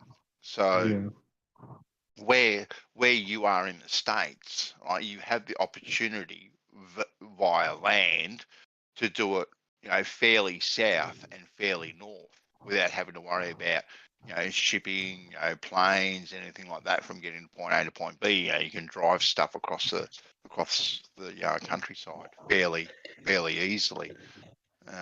without too many logistic problems. But you know, for me to do it here and then go, okay, then Nate, you're going to do it where you are now. Well, okay, we've already bought the tubing. Are you going to buy more tubing, or is it smarter to use the same stuff and only have that one investment? It's much better just to use the same stuff. You know what I mean? So if you can use the same stuff and use it in multiple different locations, as far south and as far north and all the way along, because you were saying like you'd want to do it, you know, as many times as you physically could. So depending on the funds that you can raise, right, just say it was 3 times. So as far south, say in the States as you can go, and as far north that you can practically go in the States, and you can cover all those what do you call them, latitudes, I suppose, to be far more conclusive. Where you know, like I said, you cover more latitude in the States than what we do here in Australia.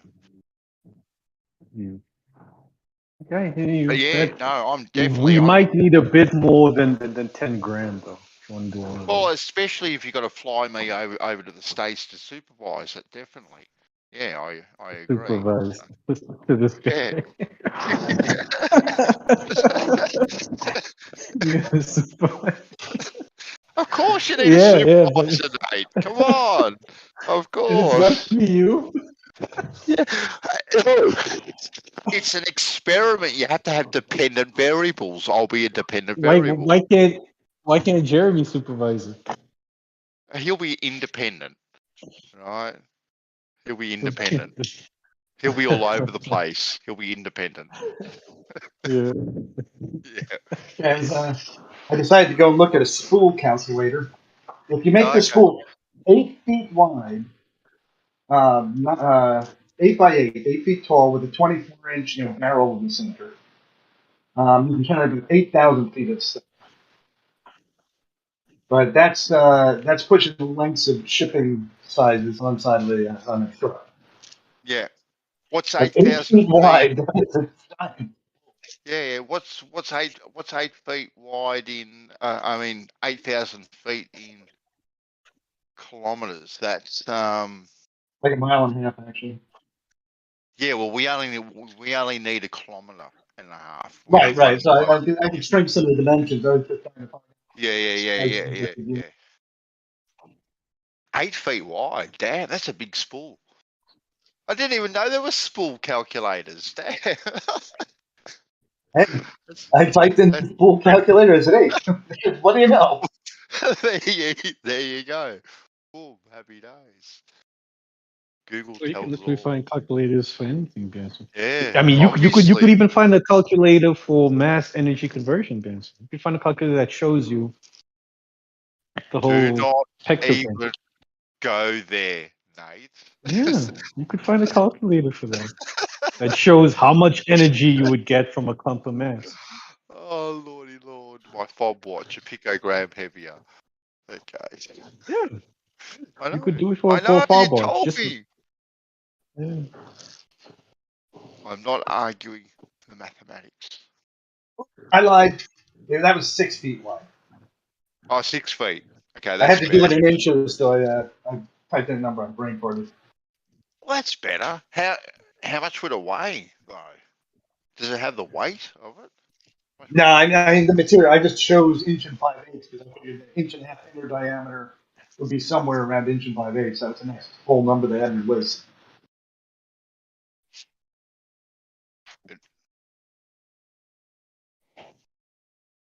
Yeah. It'll be a mighty task dragging a kilometre and a half pipe around. I can see that being a bit of an issue, but anyway, we can work all that out.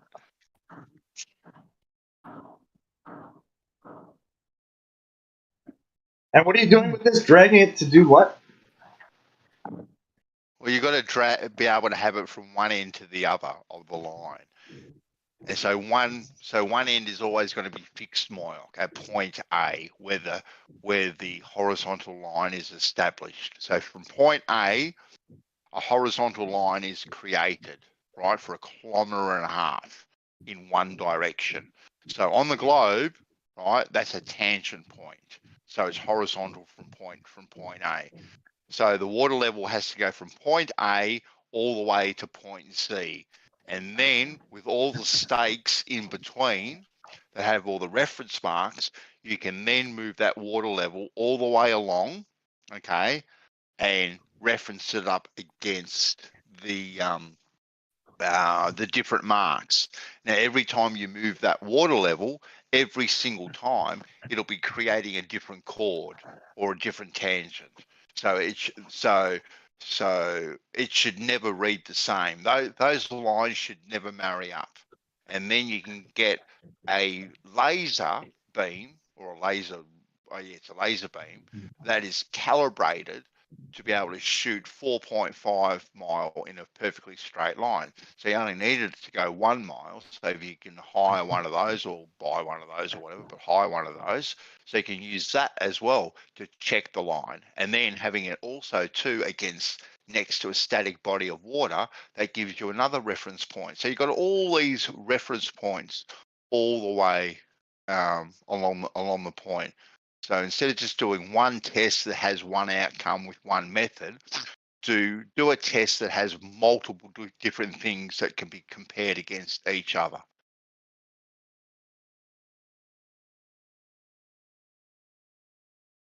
Yeah.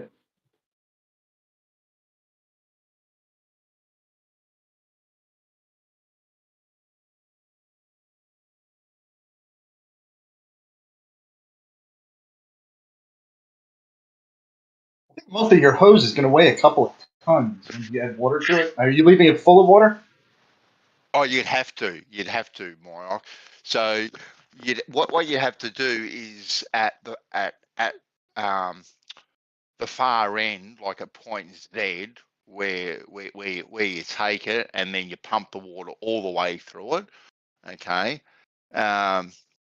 You'd have to drag that thing with a 4-wheel drive or something like that.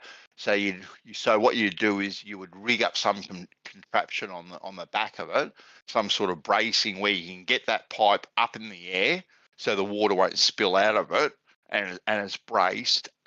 And then you can drag it along, take it off the bracing, pull it down, then compare it to the point, put it back on the bracing, okay, and then drive a bit further along, and then do this, so forth and so on, all the way along the line. Yeah, I moving it by hand would be near on impossible.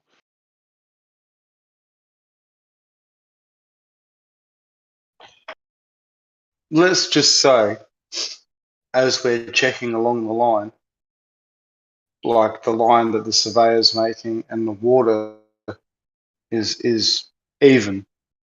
So as the surveyor goes, we've got the water level out and it's just matching the whole way. Now, is that because the water's curving and the line he's doing is curving? Or is it because both of them are straight? He's doing a straight line like he's being asked to do, and of course the water's actually level. But how would we know what's happening? What would be the deciding factor? Sorry, mate, can you just repeat that? I was distracted. Yeah, let's just say the surveyor goes along and the water level goes along and they match each other the whole way, like it would do on a flat Earth, right? Yep. How do we know that what the surveyor was doing wasn't just curving and the water level is also curving? Like what would be the deciding factor? Well, if the surveyor can guarantee that that is a perfectly straight line, right, and not a great circle line, like a curved line, so to speak, but if he can guarantee that it's going to be a perfectly straight line, okay, then I think there can be no discrepancy. So we know that we have a perfectly straight line, okay. We can get it in writing. We can have a contract, right? Because we are undergoing. We'd have a flat Earth surveyor. Boom. Yeah.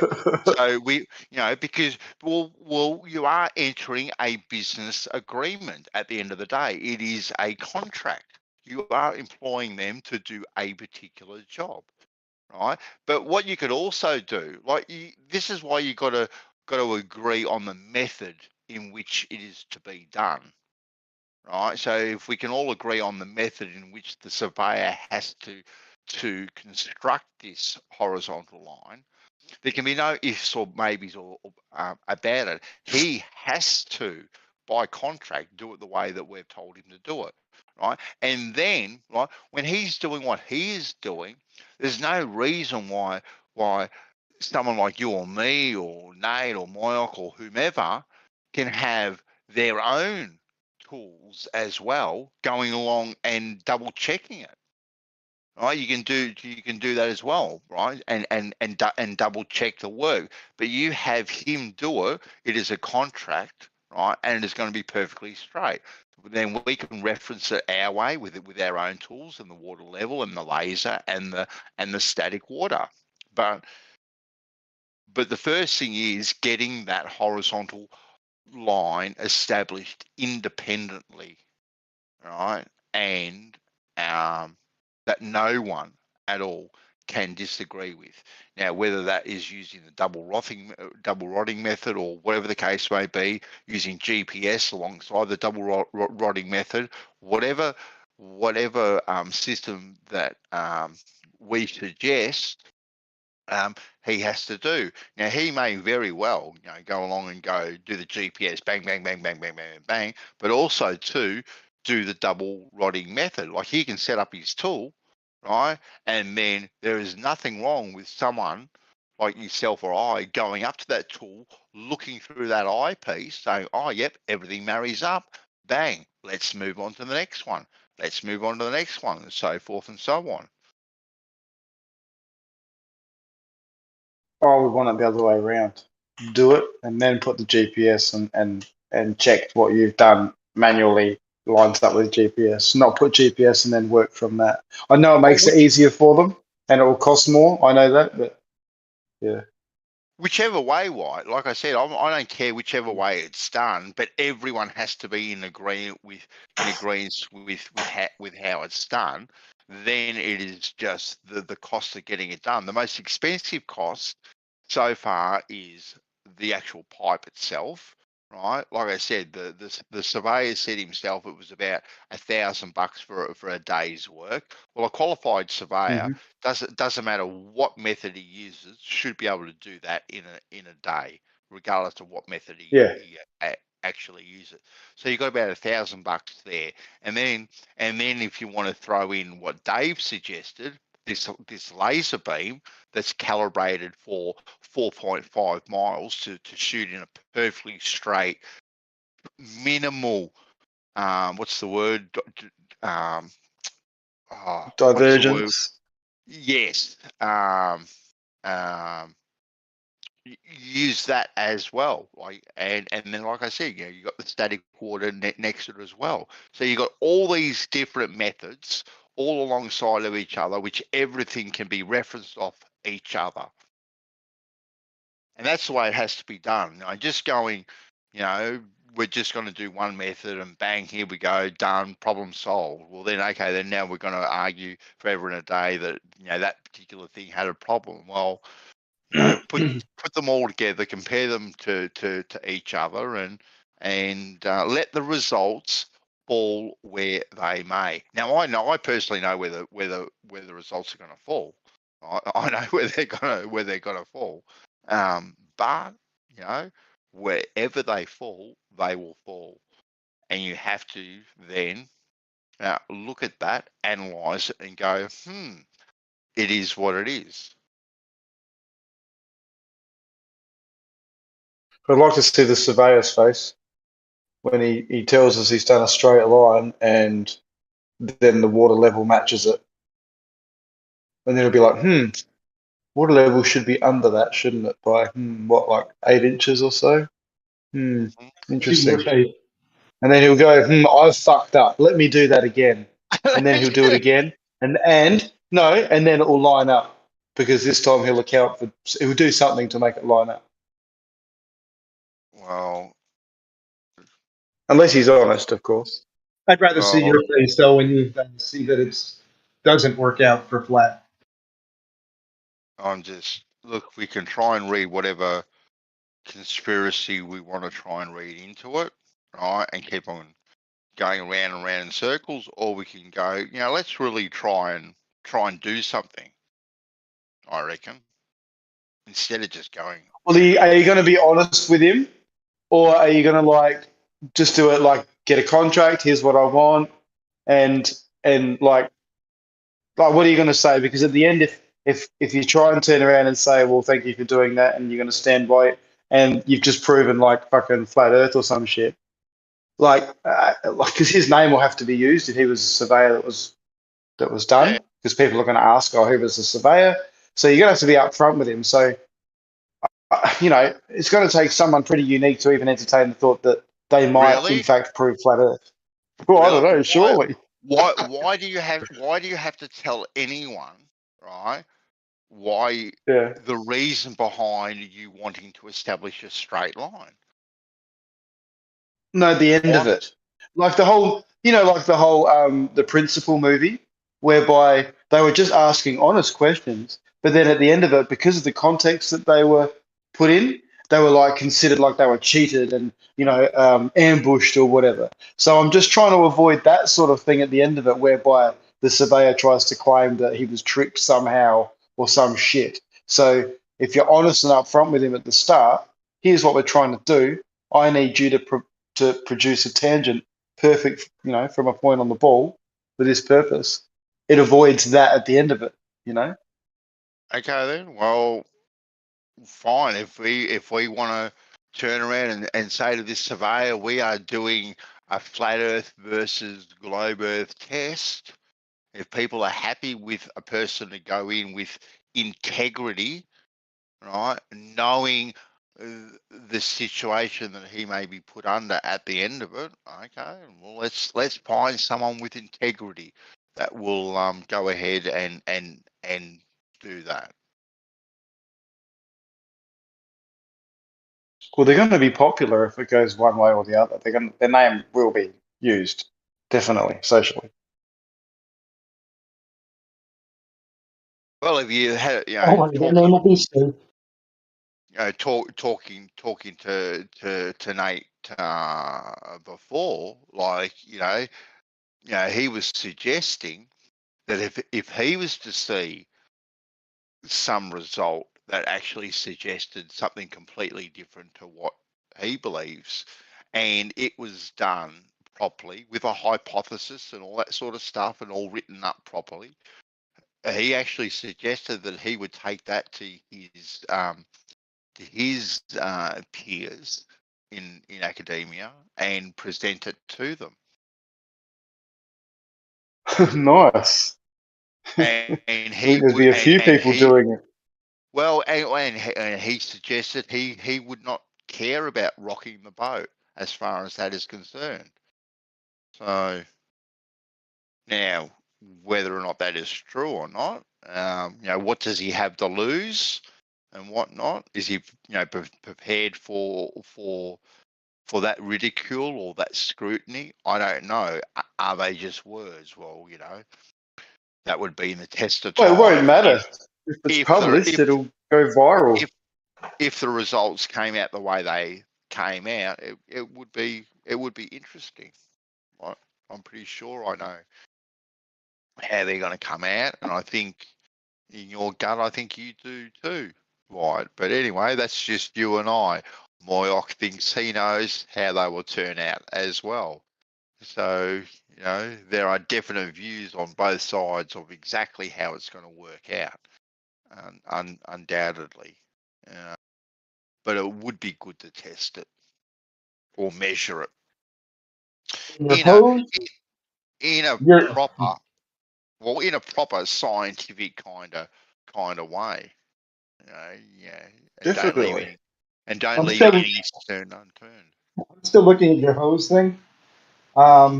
Your hose weighs 6,300 pounds filled with water.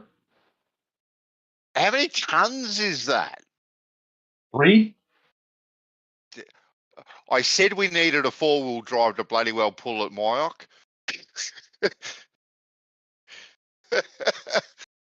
Damn. Can you imagine like just trying to pull this out?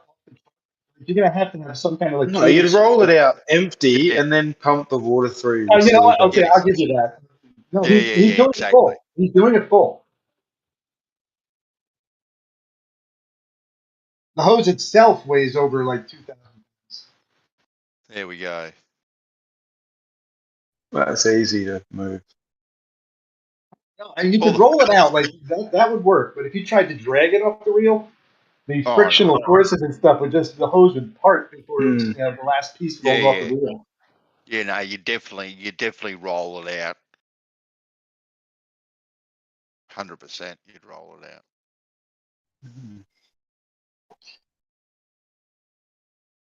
Yeah, anytime you do these big things, it's like, wow, before you know it, you're talking about some real materials.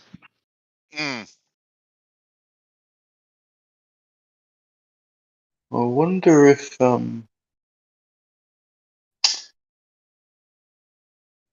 be very interesting. That's for sure. If these guys can make a truly horizontal line.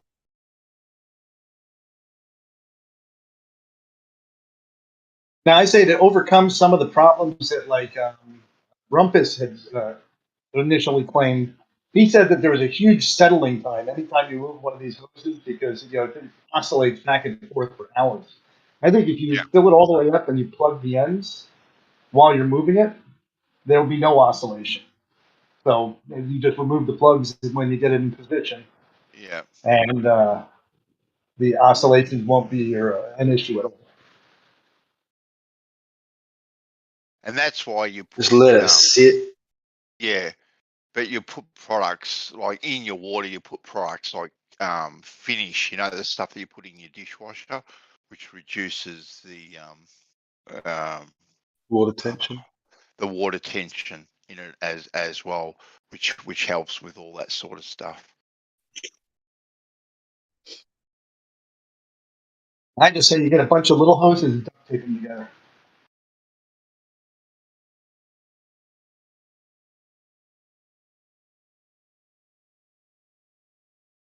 Logistically, it might make it a fraction easier, but cost-wise, Pandy, it's not much different, is it? No, it's the same. It's the same cost, he said, and then you know, like you just said, Mike, this thing full of water, right? If you're dragging it along the beach, right, from one point to another, those joins are going to be compromised. Right? You don't want any compromise in it whatsoever. That's why. Well, I'm assuming confident people who can find the hose. I know there's a huge assumption there. Yeah. Hmm.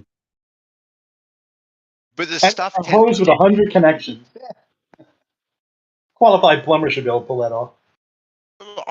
Look, I wouldn't be confident myself in doing it and going, yep, you can fill that with water and drag it along with a 4-wheel drive and all those joins. Oh yeah, no. Going to be Spartane had the problem. He really had a huge problem when he did that. So I mean, I understand that it can be a challenge. Yeah. So that's why you get rid of all those challenges. You get it in one length. Like I said, it is a custom order, which can be done. Well, I know it can be done here in Australia. So if it can be done here in Australia, it can be done anywhere in the world, actually. So that's not an issue at all. And like I said, whether it's 10 lengths at 200 meters or 150 meters, or one continuous length, it's all about the same price. Seeing as you pay for it per meter. I had this company come in to replace our front and back door, and you had this floating level light, so it would give you a horizontal and a vertical, and it was independent of the carrier because it was suspended. So if you turn the carrier, it would still be level, but it was all based on level. But I thought I might throw that in as, I know it's not the distance thing, but I thought it was a pretty cool device. And on a larger scale, you could get a horizontal image on something very far away and a vertical image. It's like a T laser type of imprint, you know. So you could actually imprint that on some like a screen very, very far away. You know what I'm saying? And you could match it up to the lines that were on the screen to make sure that you're viewing calibrated with the second thing. You know what I mean? Yeah. The thing I've never been able to get is with lasers. I don't know much about lasers at all, but I haven't been able to find a number anywhere on the interwebs that tells me what the most coherent, least divergent laser beam is. Like I just can't find the best of the best. So I have no idea whether it can be done. I know with most civilian level and surveying grade, they don't go that far and remain a coherent spot. Yeah. New perspective, Moyoc, in this chat earlier on today.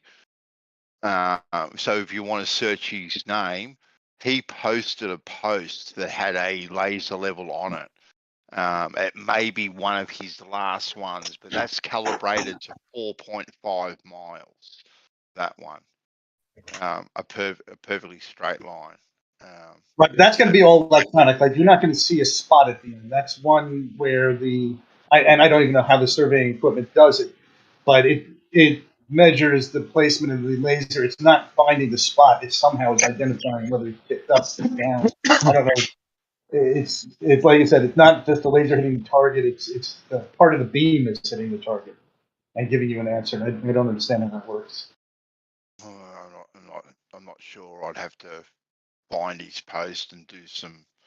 I don't know if the brand names on it or anything like that. To be honest with you. Yeah, I think they're doing some weird mathematical magic, and it's good mathematical magic. But I think that it would, on your side of the house, would reach some. In the end, would reach some kind of a disagreement. Here we go. I looked up that theodolite. A couple of entries in Google saying that its accuracy is within like 2 centimeters or 2 millimeters left to right. It didn't seem to mention anything up to down, and I was kind of thinking, well, surely the whole objective of the instrument, we would hope or assume, that it would have an accuracy of some sort up and down, but it seemed to leave that information out. Is there an accuracy up and down on the theodolite at whatever distance? No, mate. They're used for left and right angles. And they always rate them in arc seconds. So you'd have to the distance you're at, and then you apply that arc second calculation, and you can find out what the accuracy is. That one They would never tell you that it's 2 centimeters left to right. They would say it's 2 centimeters left to right at 10,000 yards. Yeah.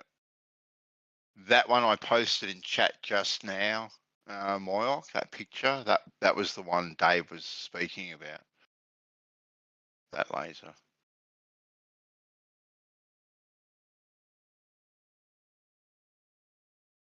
Yeah, I'd have to go and look up and see how laser levels, surveying laser levels work.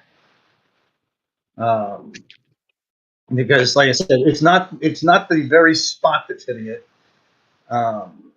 It's some fraction of it. I mean, could you imagine trying to line up something that could hit the optics at, let's say, 4 miles? The precision would be just with the lineup. I don't actually think that's a laser level itself. I just think it's a laser beam.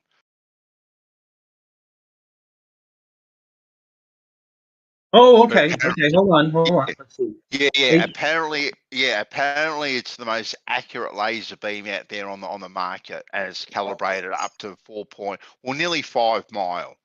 Right. So that's calibrated, but what does that mean? I don't. The one number that's missing from this is how big is the spot?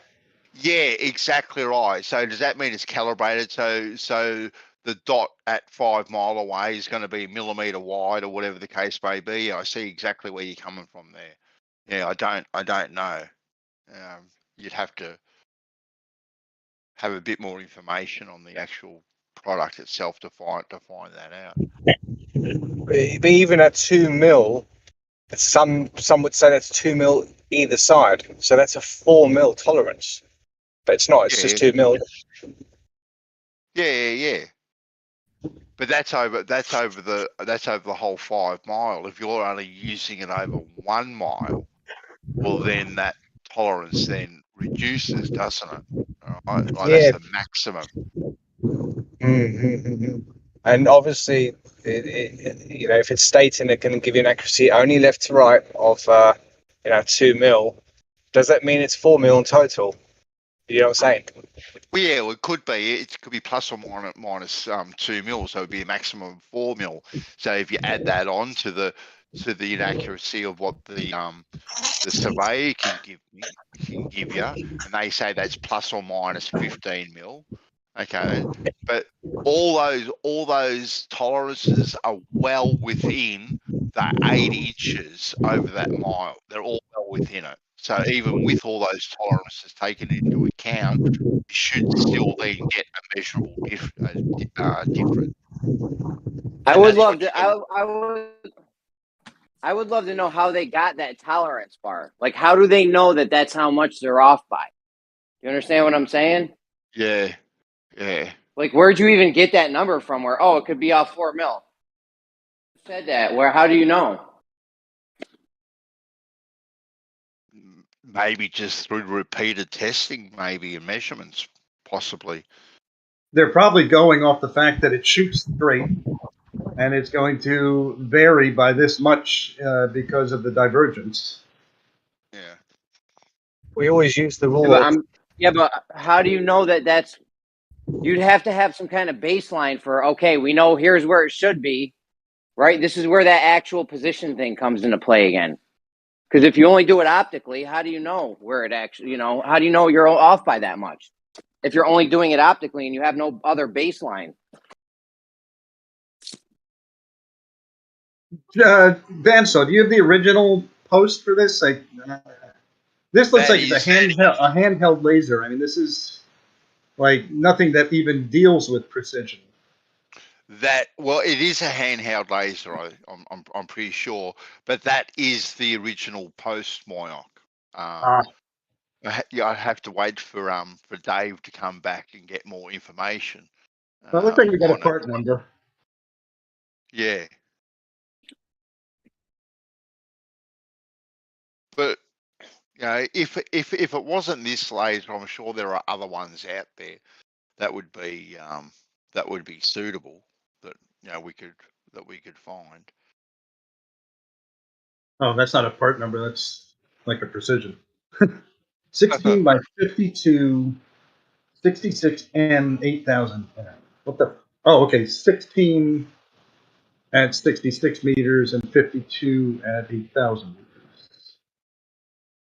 I think. I don't know. I don't know how to read that.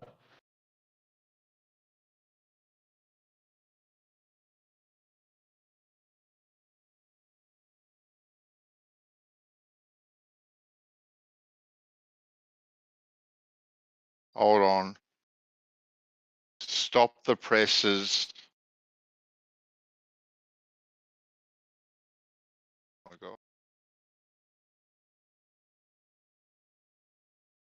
Wait a second. This doesn't sound like a laser. I'm looking at the box. It's perfect for boating and yachting. Nobody uses lasers in boating and yachting. Perfect for sports, bird watching. What do you do? Burn the birds out of the sky? Auto racing, horse racing. Yeah, we could blind the horse so we can't finish. Hunting. Oh, that'd be good. Burn a deer up, cook it before you get there. This is not a laser. What is it? It's an optic, a night optic, maybe. I'm not sure, Mike. At the end of the day, I was told it was a laser, so I'm pretty sure I was told it was a laser, But Although I it does say here, do not look at directly. I can't read the whole thing.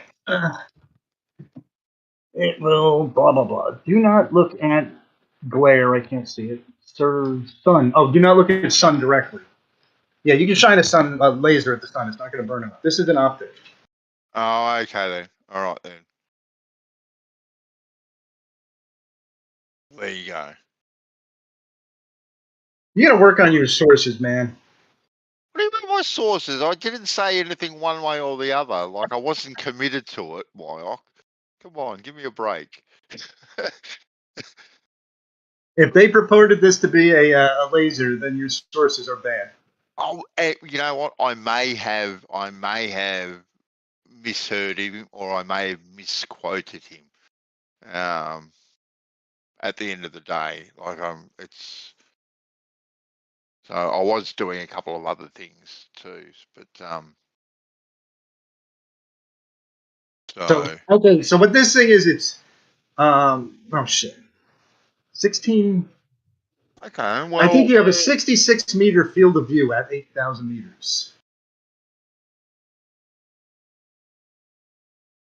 well,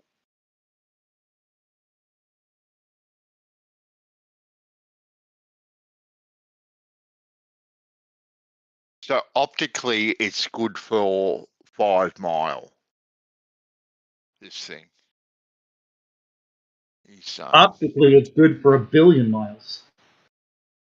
Depends on what you're looking at. Okay, I'll grant you that one. Not going to argue that one, Moyock.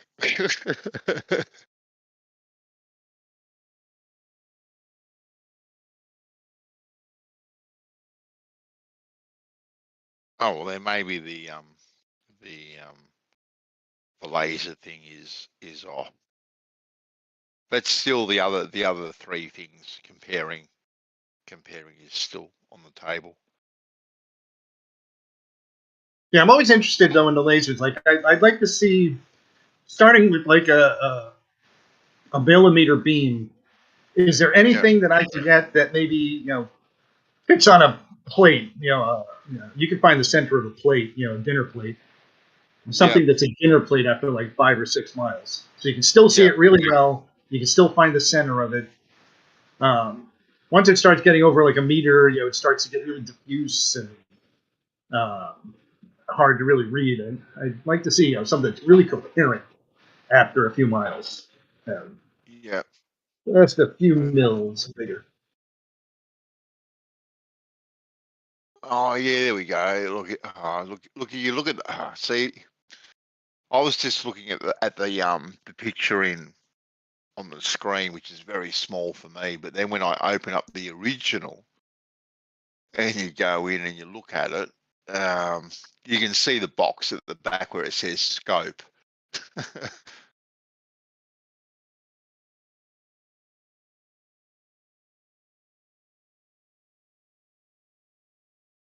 Not bad. You got me, Mark. I concede that one. Here I was trying to figure out what those numbers meant for lasers. Yeah, no. What are they telling me?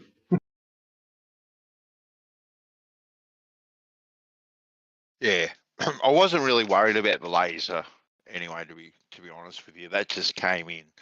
That came in after we were talking about everything. So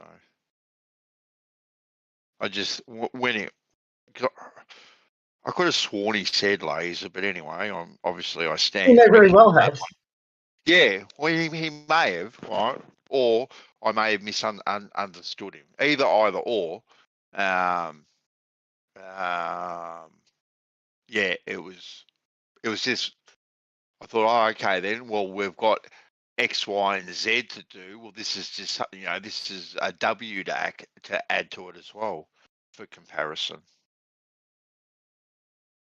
Okay, somebody on Quora is answering the question I want to know, which is what is the least possible beam divergence practically, realistically? Yeah. No, I still got to read it though. See if anybody answers.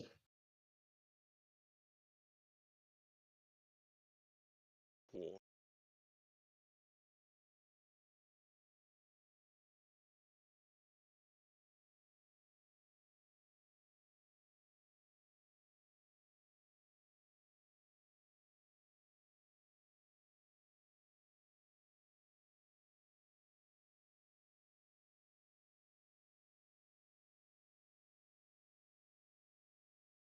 I hate Quora. It comes up in half my searches, and I can never tell. It's full of so much dodgy information. It's not even funny, Quora. Right, and it's always like the first stage, yeah, it's like where everybody asks their weird ass questions.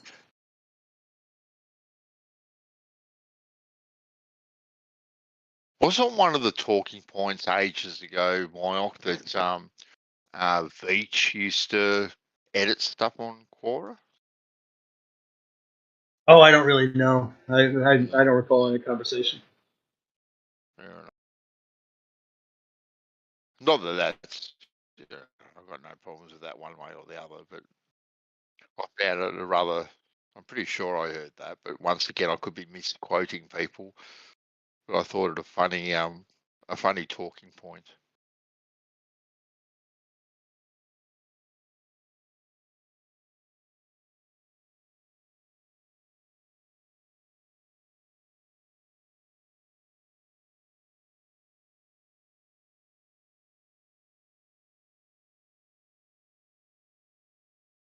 Found a completely coherent laser beam. It's in chat now. Okay. This thing over 20,000 miles doesn't diverge much at all. Yeah, but can you hire that for the day? Sometimes they bring it to you without you even asking. Huh? Go look in chat. Yeah, I'm looking at it. Oh. What's that? The death ray from the, what do they call it? The Star Death Wars. Star. Death Star. Yeah, that thing that probably went 200,000 miles without diverging even 10-15%.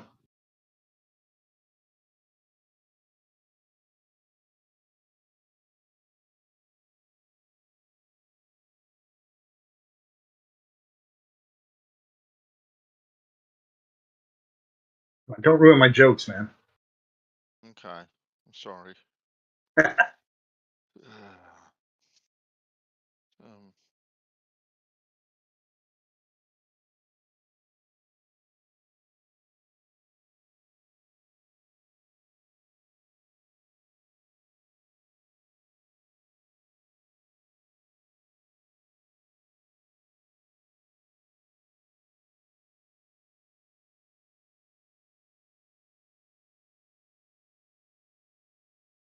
This is all like all the answers to this are like science level answers. Just tell me fucking 1 inch at a mile. Don't tell me Gaussian curves and diffraction limit and wavelengths. I just wonder how big that fucking beam is. what's this I'm reading about Trump? Apparently he has crashed and burned and destroyed his 2024 election hopes. I'd say that the crash and burn for that already happened with the Roe v. Wade thing. Be for it or against it, that has guaranteed the Democrats win everything in the next 2 election cycles. They win whatever they want to win. I mean, They're saying it's obvious now that Trump will not be the Republican Party's nominee in 2024. His political career has now effectively come to an end. And the former president will be lucky to avoid being indicted on criminal charges by the Department of Justice. stupid. I don't know how much weight I give to that. Right. Yeah, I'm just reading an article right now. It's the first I've read of it. Yeah, that's how they get you off the, supporting somebody. Hey, don't support them because they're probably going to jail because, we got all this dirt on them, but we got nothing. So, Well, whatever. possibly, like at the end of the day, I don't get to vote for him. I'm just reading what I'm reading, Hanks. So it just says Donald Trump single-handedly has killed his own 2024 election chances. All right, that's clickbaity stuff. By doing what? I'm reading the rest of the Did he article. rape a baby goat on TV or something? Well, no, he can grab women by the pussy and still get elected. So you'd have to do something pretty bad, wouldn't you? I don't know. Locker room talk versus raping a baby goat. I think you're gonna get more ire up over the raping a baby goat.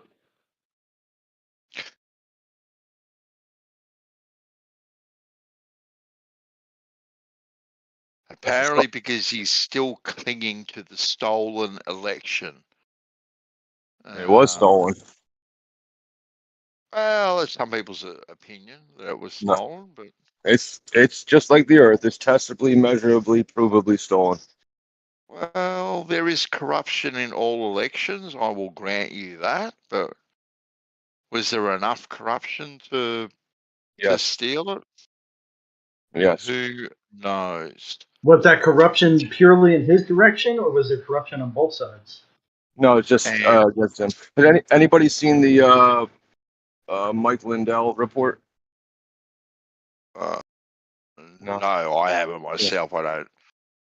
Yeah. So the Lindell report shows the votes going up as going into the computer system as Trump and coming out as Biden. And then it shows the IP address. It shows who changed them, when they changed them, where they changed them. I mean, it's clear as day stolen. Yeah, and then they went, with that computer analysis. Then they went to the towns, right? And then there's some towns that only have like a population of like 3,000 people, and they're like, yeah, somehow we got flipped to vote for Biden, and nobody in our whole town liked Biden. I don't know. Apparently, it fucked up their school board voting. It fucked up everything. They're like, we only had two people. Well, it would seem to me that if it was that clear cut, that it wouldn't be too difficult to mount a challenge to it if it was that clear cut. It is that clear. That's the crazy part. That's why these people were standing there on January 6th saying, "What the fuck?" Yeah, because it was just that clear cut. Well, I kind of laugh anyway at it all, because people that think that Trump is the great white hope that's going to save the world, I think they're just as delusional, thinking that Biden was the great white hope, or Hillary's the great white hope, or any country's a leader or political leader is the hope. I think they're all tarred with the same brush. Trump is as corrupt as they come, just like any other one of them. Well, I disagree, but I agree with the first sentiment. I mean, if you think that one guy can change, then the system. If only one person can make everything better, then the system is not right. That's not how it should be. Anybody should be able to step in here and make shit happen, right?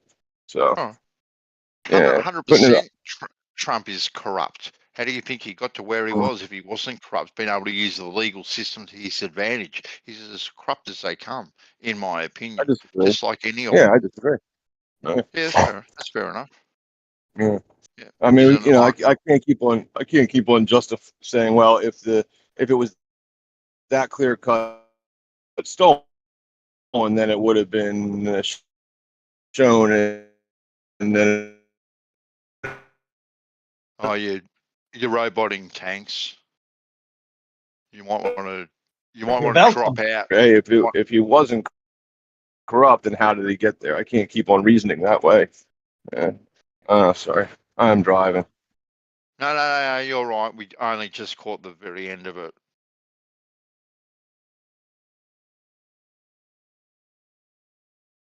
There's about 10 seconds of lag there on that response.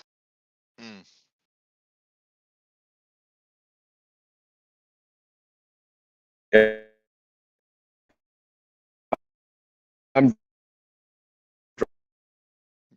No, you're roboting again. You're roboting again, buddy. I've- You might want to drop out and come back in, Can you and hear it me? may fix it. Hear me? No.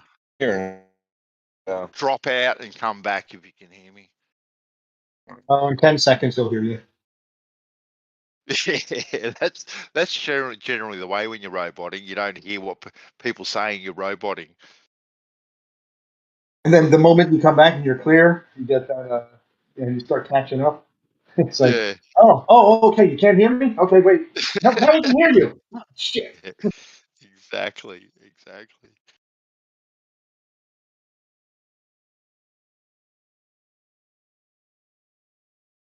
I've been looking at upgrading my diving system that I made for my boat.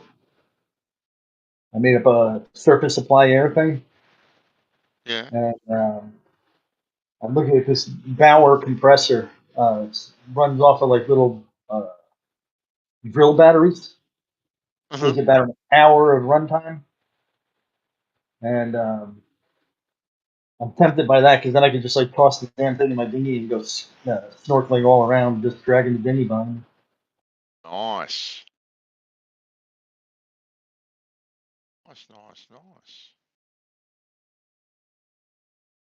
Like, I'm not sure I really want to see what's in the water. No, I actually watched this. My boys sent me a clip a couple of days ago of this fellow swimming. I can't remember where it was, but no, it looked like nice beaches. Let's just say it's the Caribbean, for want of a better place. And he's just out there and he's just swimming. Well, all of a sudden, you see this great white shark. It was Swim at them like absolutely, sort of 20 miles an hour and bam. yeah, it was absolutely monstrous. And everyone on the beach is screaming at this guy, get out of the water, get out of the water. Anyway, you got this guy in the water thinking they're all just waving to him, right? So he's waving back like nonchalantly, just hi, how you going, sort of thing, right? Doesn't even notice the shark, and everyone's shouting out, shark, shark, shark. You can hear everyone just screaming at the top of their lungs, right? Anyway, he just jumps in the water and he starts swimming and around again. And this great white is like circling him, right? Just going from like left to right, like these big semicircles like around him, like it's lining him up, ready to pounce like any minute. Absolutely huge this thing was, and all of a sudden, the guy notices what's in the water in front of him. And he starts splashing and carrying, and you just think to yourself, don't splash, just move calmly, just get out. And he's splashing like there's no tomorrow, right? And you can see the shark is getting agitated. It starts swimming faster and faster, kind of in this semicircle kind of around him, probably about 5 to 6 meters actually away from him, but still way too close. This fellow on this big jet ski skidoo type of thing comes in to try and rescue him, right? He spots the shark, absolutely shits himself, and he drives off in the other direction, doesn't want to be anywhere near the shark. And everyone's shouting, everyone's shouting to him, everyone's going, you coward, get back to him, go save him. So hesitantly, he goes back hesitantly. The fellow manages to hold on to the side of the jet ski, and this shark is like following them, right? And next thing, the guy loses his grip on the jet ski, and the jet ski just drives off, right? Leaves him behind, and he's had to come back again. Everyone's just screaming, "Oh my god! He's gonna die!" Anyway, eventually the guy gets back to him, and he ends up jumping onto the back of the on the back of the jet ski and all that sort of stuff, and they kind of get out of there. But it was like 3 or 4 minutes of just. Well, like the guy is, he's safe and sound, but it was like hilarious to watch what was kind of unfolding in front of your eyes. Yeah, it's a different video than I was thinking. There was one going around here where there's this guy standing probably chest deep water, and I don't know, like a 15-foot Shark just is swimming around. Everybody's watching from the cliff, and they see this going on. And I think they were yelling at him and stuff. You know, hey, dude, there's a shark out there. But then the Yeah. shark goes from being like, I don't know, maybe 50 feet away. He turns and makes a beeline towards the guy. And then, like, last minute says, you know what? I don't think I want to eat him in turns. But the acceleration on the shark is, like, terrifying. Because it's like the damn thing goes from, like, 0 to 30 miles an hour and then puts in the brakes. Yeah. Yeah, with 3 swipes of its tail. Crazy. Absolutely crazy. Like, find it surprising. Like here in Australia, like, someone will get, bitten or killed, occasionally, by a shark. They don't know what sort of shark it is, right? But someone will get bitten or, or killed by one. So then all of a sudden now, what's the answer? We're going to go out on a big hunting campaign and kill every single shark that we can find. Not knowing which one is the culprit, we'll just go slaughter them all, and that's how we're going to fix the problem. Now, the problem isn't that swimmer or that surfer have gone surfing or swimming first thing in the morning or last thing at the night, right? When the sharks are most active, right, looking for their feed, because generally in the middle of the day, they're generally not too active as far as biting people. It always happens first thing in the morning or generally last thing at night. And if you want to dress yourself up as a seal on a surfboard, right, or swim out there in flippers and look like a seal in your swimsuit, you're kind of asking for trouble in a roundabout way, I reckon. You look like a snack. Yeah, but when you take the numbers, probably not a lot worse than riding a dirt bike or anything like that. Yeah, no, I know that. It's just more horrific when something eats you when you're done. Well, exactly right. Bit of a dirt bike rider comes off his bike and slams into a tree. Do they go and cut down all the trees after it? No, they don't do that, do they?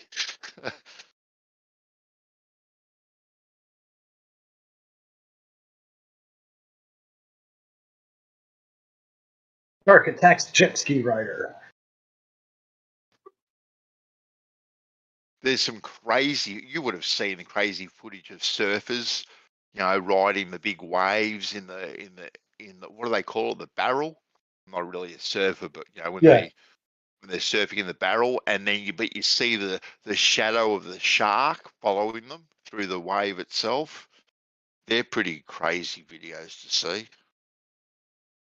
I was kayaking with my 11-year-old son, and I probably told you this one before, but as I'm showing him nature and all the glory and stuff, I'm walking in this sort of shallow tidal area that's like hundreds of yards across, and it's like ankle to knee deep. And so we're just dragging the kayaks behind us and walking around and looking at all of the hermit crabs and whatever else crawling on bottom. And off in the distance, I see something out of the corner of my eye. I'm like, oh, that was cool. So I look over there again, and after a while, I finally spot it, and I see this little triangle, just sticking out of the water and swimming, maybe 100 yards from me. It's like, okay, hop on your kayak. We're going to go over and see this little 4-foot sand shark, I figure. And so we start paddling over there. And apparently these things are also moving towards me at the same time. So that 100-yard closes real quick. And all of a sudden, one of the fins comes up, and the fin is like, I don't know, 8 inches across at the base. Yeah. And I look down and I see this, 6-7 foot. I have no idea what kind of shark. I'm like, uh-oh, I think I've done fucked up here. And not only is there one, but there's like 6 of them, and they're all boiling together. I guess they were mating. But I don't know if they were feeding frenzy, mating, or whatnot. I didn't give much of a fuck because they're hitting my kayak. And they're bumping on his kayak, they're bumping on my kayak. And everywhere we go, they seem to be just boiling the same direction. Yeah. Like, son of a bitch. So my son is, I'm trying to be calm, even though I'm filling my canoe kayak up as fast as I can with shit. Yep. And I'm like, okay, man, just paddle slowly that direction. Follow me. They're gonna eat me. So I look back at my son, and he stopped paddling because one hit his kayak and sort of jostled it. Yep. And so he has his paddle.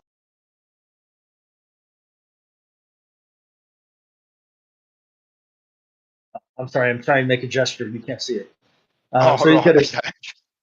he's got his arm cocked like Captain Ahab, and he's gonna spear this giant fish, man-eating fish. I'm like, okay, Matthew, do not piss off the man-eating fish. No. We're just going to leave. And we got out of Slowly. there, no incidents except for Yeah. like a heartbeat of 270. Oh, exactly right. Exactly right. And I've even if they never. weren't after me, if they just bumped me because they wanted to get their rocks off and I fell in with them, they would have Yeah. sanded my skin off. I personally have never had an experience like that with a shark, but I remember when we were kids, we went camping one day to a place called Port Fairy. Anyway, at low tide, you could walk right out across the rock reef, right? And you could walk a really long way. And there were all these rock pools. Anyway, in this one particular rock pool one day, there was a seal in there, and everyone was circled around this rock pool, just admiring this seal that was there. Anyway, myself, my brother, and my sister walk up there as well, and everyone's trying to put out their hand to pat this seal and whatnot, and my brother's done the same sort of thing. He's kind of like leant over and tried to pat it. Next thing, this seal has launched out of the water and bit him fair square on the kneecap, like ripped half his kneecap off. Like there was blood everywhere. Like it was pretty bad.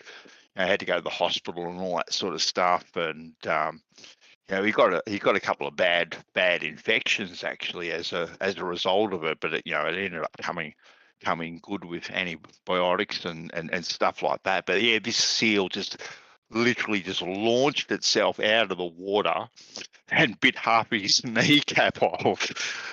So I've never quite looked at seals the same way as like this cute little like playing with bloody basketballs down at the local bloody what do you call them, sea park type Aquarium. arrangement. Yeah. But, that was pretty crazy. But most of my close experiences have been with land animals, not sea. I think that most of the land animals you can see them coming. Mm.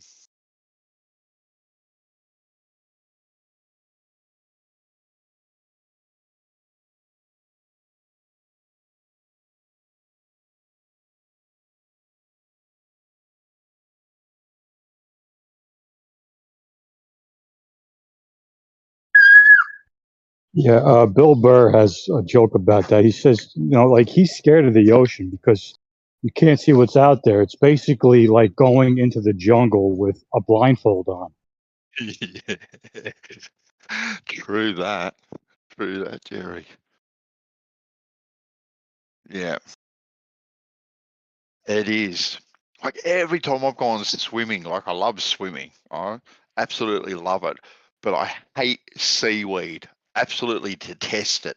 And every time you're swimming and I have a little bit of seaweed brush up against me, I literally shit myself. I panic. Your heart's just right. What the fuck is that? What the fuck is that? You're looking around everywhere to see exactly what's touched you. Seaweed and me, yeah, are not a good combination at all. I hate it.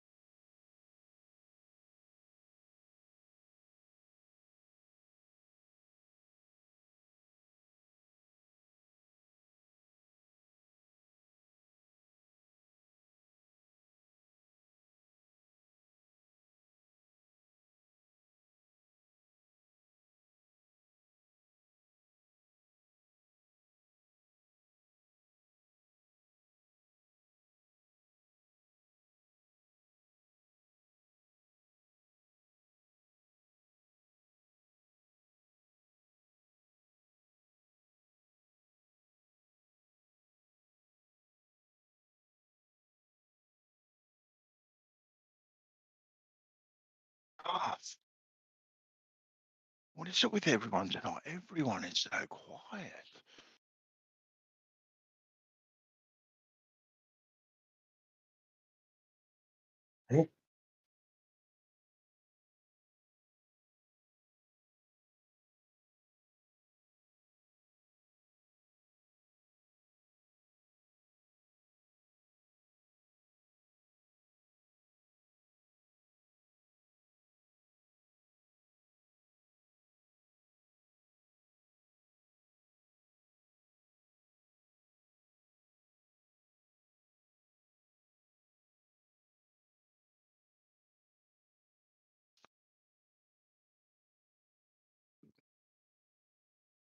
I can't be that talkative. I'm actually deciding how much power to send out of my 5G site to burn people up with. No, you're right, mate.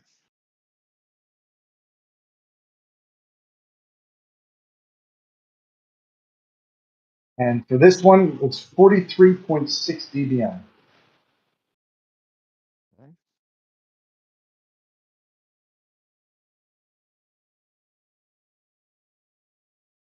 Is that good?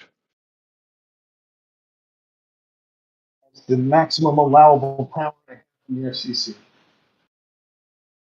Okay.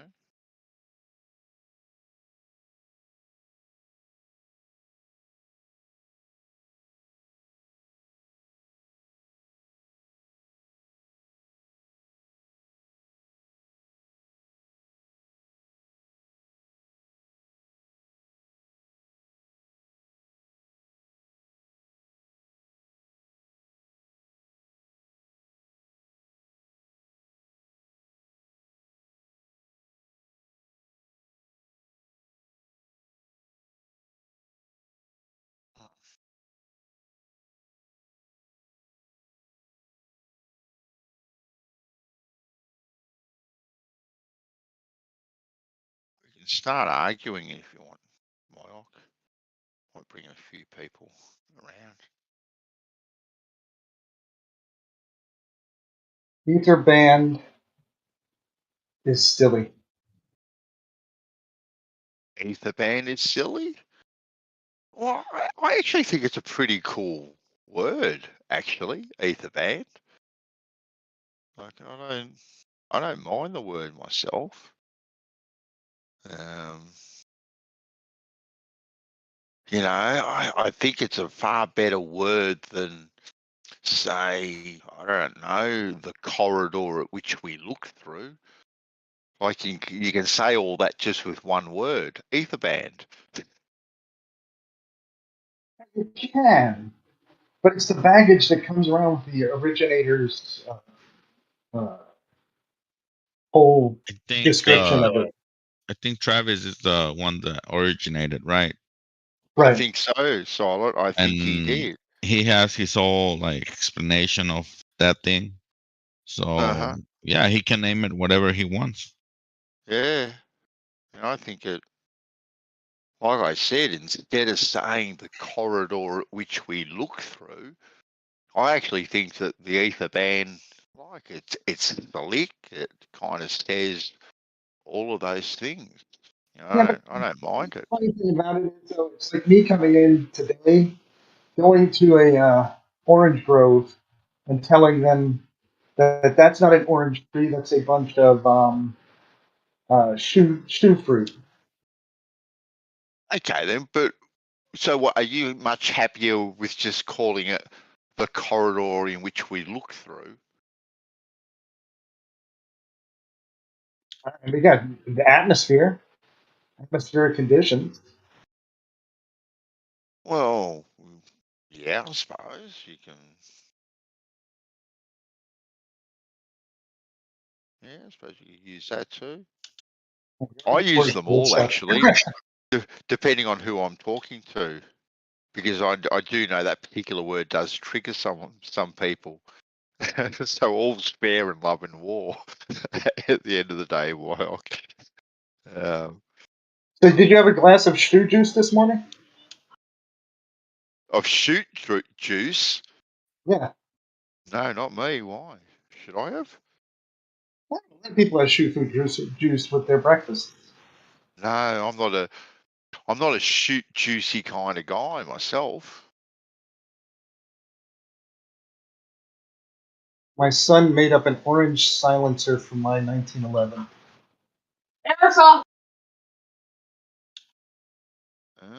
And you're aiming it at my head. No, you're aiming it at my head. Then wait, turn.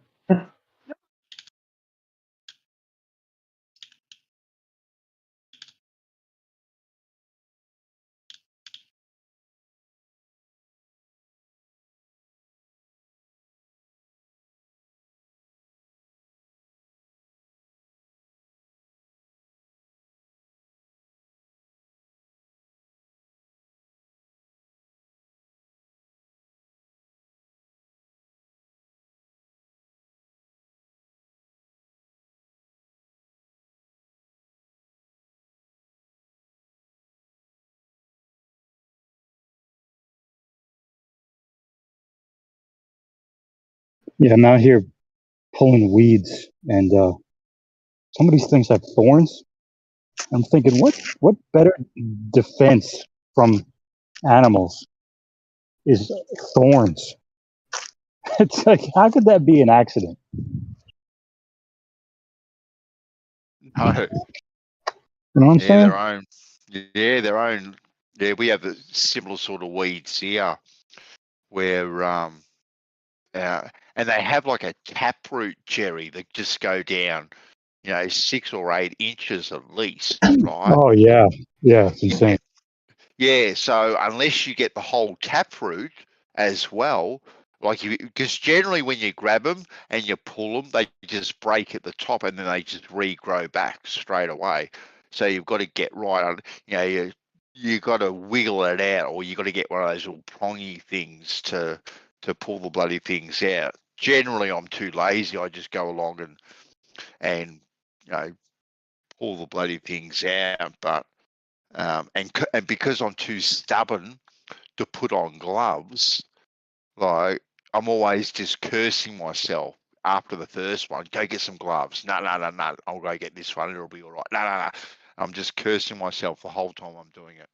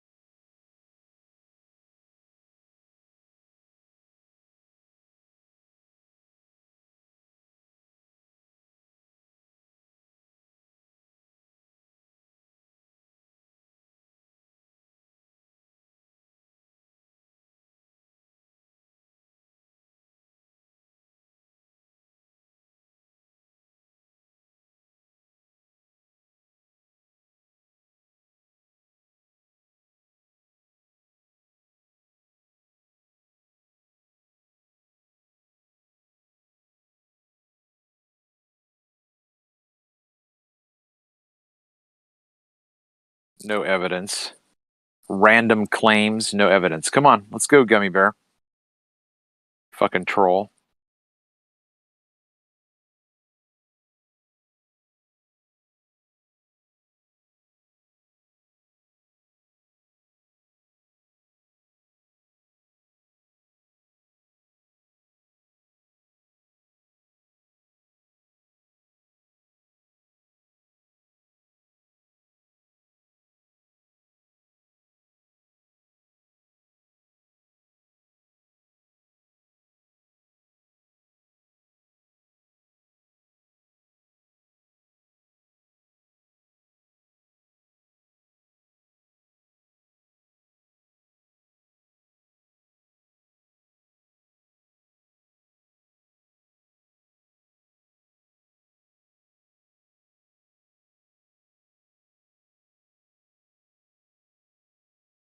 Let's go, Gummy.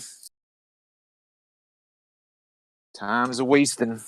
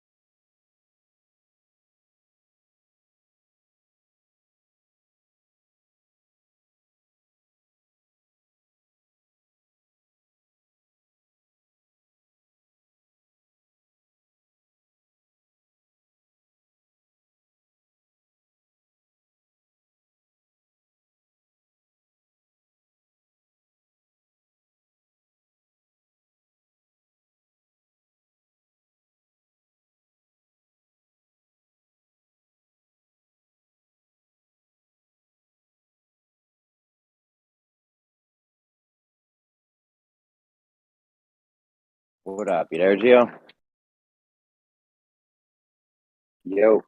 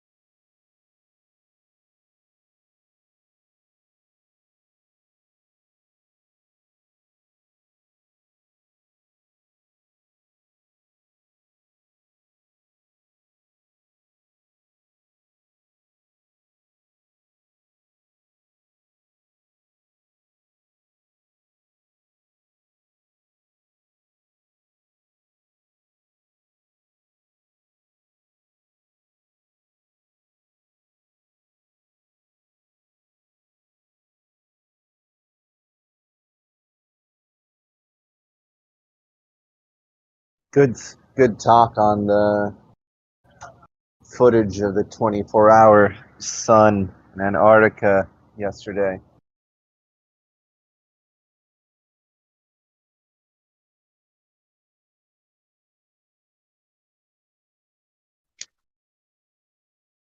Yeah, that was good. It was pretty in depth in terms of that particular footage.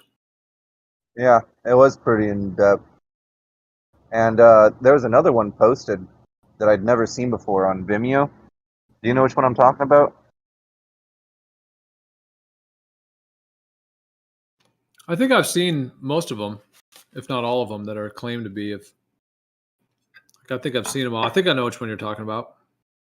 I've never seen more than like 3. I guess now I have seen a 4th, but I mean, to me, there's serious issues with each one, which is just dumbfounding. How like there can't just be one good looking video without some sort of serious issue. It's obvious. It's a little strange. Yeah, exactly. I mean, it should be somewhat easy to validate, but it doesn't seem like there's any footage that's legit. So it is strange. Yeah, I haven't tried too hard, but I am surprised at the lack of content on YouTube for like northern areas of 24-hour sun videos. I remember you saying you've seen some of those, and I think I've seen like 2, but then like the YouTube results on, I think we all get different results, honestly, but I've never looked anywhere else or tried like searching differently. I pretty much only ever found 2 of those from the north, but they definitely look a lot more legit than the south ones. They just have just an authentic look to them compared to the southern ones. Yeah, there's a good fair amount of the ones in the north because it's fairly easy to be able to go there and take footage. So yeah, there's a lot of those out there and that are consistent and legitimate. And of course, a lot of people have seen it themselves. But yeah, the Antarctic one, I mean, to this day, there really isn't one that's legit. So yeah, it is kind of a big question mark. Yeah. Oh, by the way, what you were saying about the precession of the equinoxes last night was also my best guess of how it all works. I don't see the North Star moving anytime soon, or any reason to think that there was ever a different North Star. And as far as precession goes, you and I both understand that only has to do with that the stars travel faster than the sun, and that it's gonna lag behind like a race car that's slower than the other race cars, and eventually, given enough time, they're gonna lap him from behind, and that's one great year or whatever. We outpaced you by 1 lap.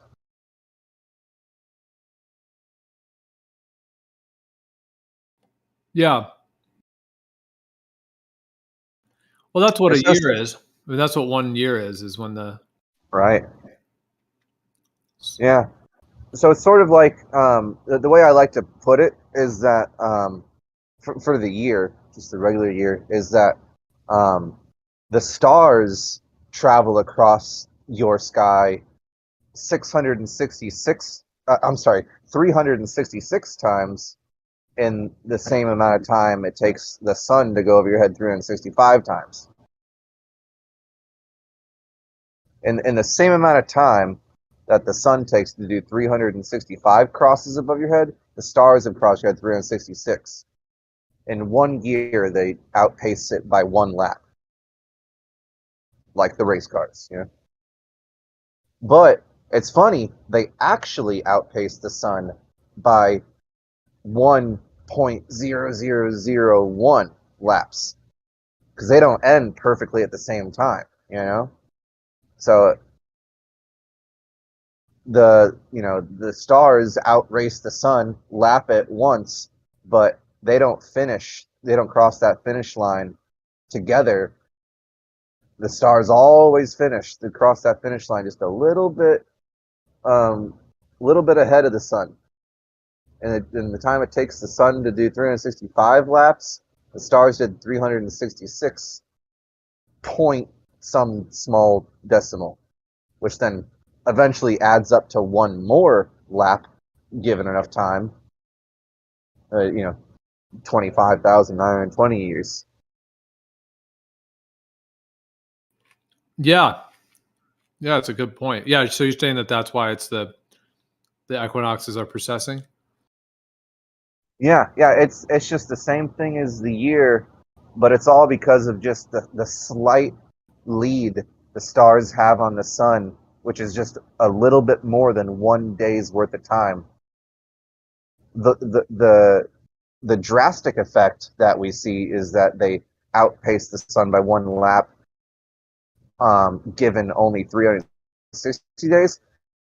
But if you give them enough time, they'll actually sort of like double down on their lapping of the sun.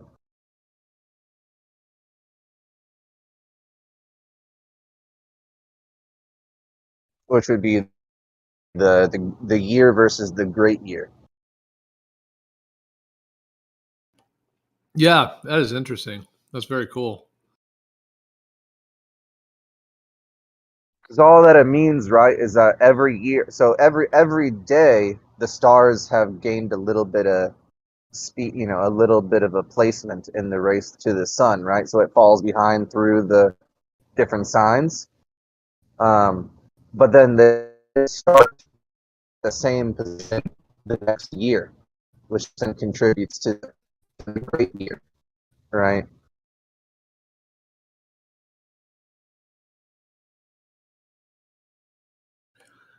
Have you heard the idea as well that, like, when the sun gets to the, Tropic of Capricorn, the very, like on an AE map, the very outer, path, that it actually is going a little bit further, just a teeny bit, like every year it goes a little further, and that's actually what causes the precession of the equinoxes, because if it's going just a hair further every year, then it kind of throws off that the pace it has with the stars just a teeny bit, and that's actually, it's not really a wobble, like it's not some big globe with an axial wobble, but it's actually just as it gets out to that outer rim, it's just going a tiny bit more.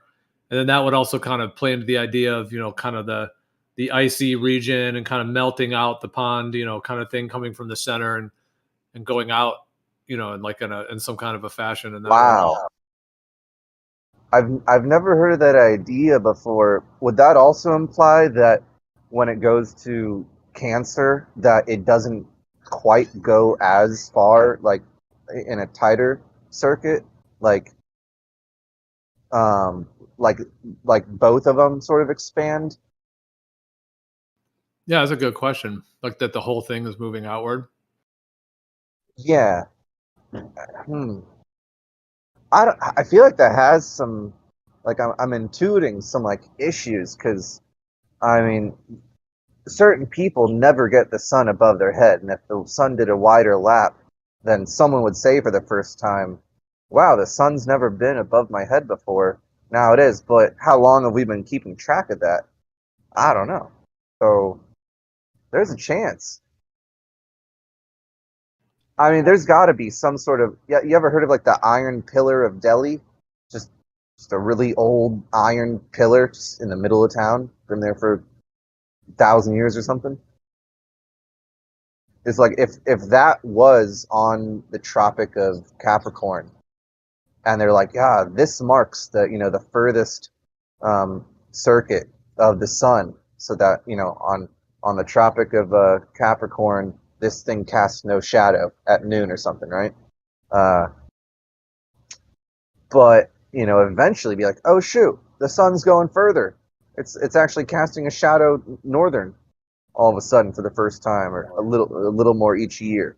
Right. Like that would definitely be a side effect that would be noticeable if that was the case. Yeah, that's true. Yeah, so whether that's happening or not. Yeah, that's interesting. And it would be so slight. That's the thing. So it's like, who's really testing it? Right, each year, but that's more so that's not necessarily the outpacing and lapping feature of the procession that you and I think is going on. That's more of like the weird, like something to do with Polaris, maybe, like as in like the wobble. Although I don't see how that adds up entirely. I think it's a bad idea, honestly. But as far as explaining the precession of the equinoxes, but it's definitely like a phenomena I could see being possible. But I don't necessarily see how that affects the precession.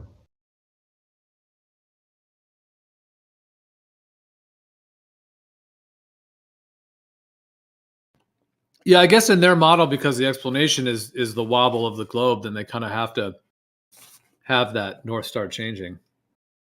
It's kind of like required with the geometry of the way that they explain it. In their model, does the Tropic of Cancer or Capricorn ever like differ from 23 degrees? I've never asked a Glober that. Fuck.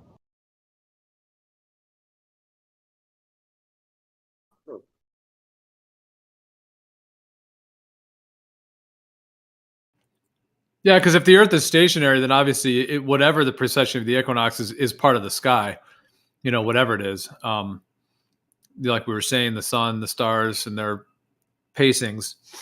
And then Polaris could still be the pole star. You don't really have to do that. But in their model, when they have to make the Earth is the thing that's moving, and then I guess technically all the other stuff is moving in their model too. So it's kind of strange, but it's like, yeah, they have to. Yeah, but it's so far away that they'll never really appear to move because we'll never get closer to them or significantly closer.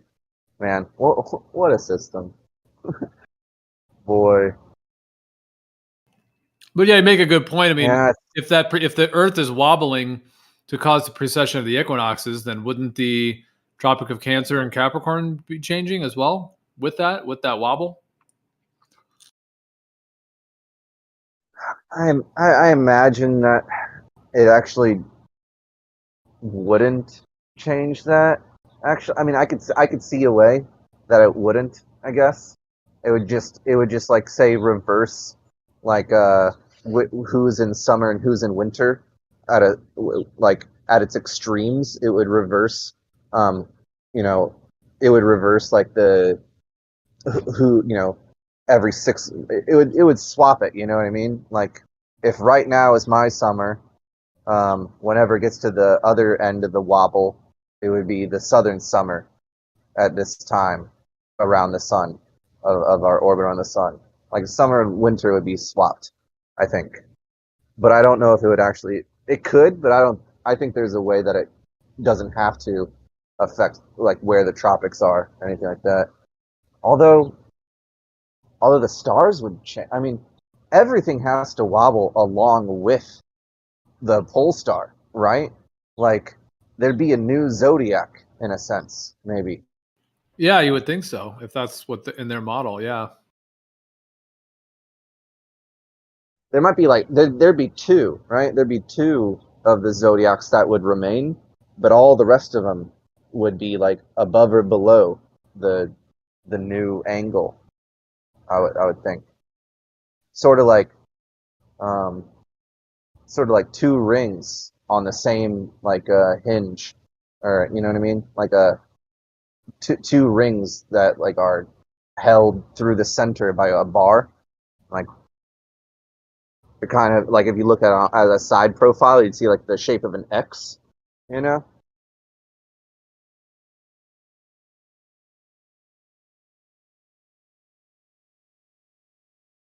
You ever seen those? You ever seen those tributes to like the celestial equator and the zodiac and the globe axis in like front of buildings or anything? That sort of like wireframe ball made of like three like circles, three rings. I just got a phone call, so I just wanted to let you know I got a mute for a you're little good. bit. So yeah, I just didn't want to leave you hanging, but I'll be back in Well, a thank you. little bit. Yeah. You ever seen one of those, Brad?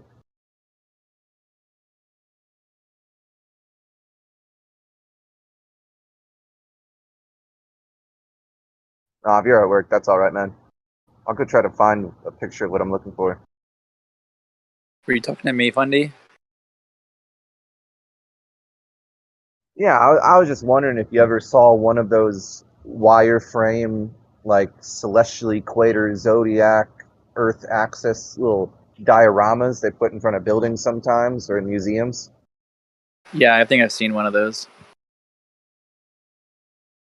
Those are pretty interesting, and I think that there's definitely truth in it, as long as you can like eat the meat and spit out the bones. It does say something that can be verified just through observation with your feet on the ground. It's just like one way to interpret what we're seeing and like putting it into like a diorama, but just like the wrong modeling of that like visual data. But there's definitely still truth in it, and worth understanding. I don't really know if I know anything about those things. Well, it's just based around like the Earth. The Earth has its equator, but the equator doesn't line up with the circle of Earth's orbit. Like you could imagine like a small ring inside of a larger ring, both flat on a kitchen table, right? And like this, and just put the small ring like up against the inside wall of the larger ring. So one of them would be the equator, and the large one would be the celestial equator. But it's not as if they're on a flat table together. So the Earth's equator is actually like that ring. The smaller ring inside is tilted,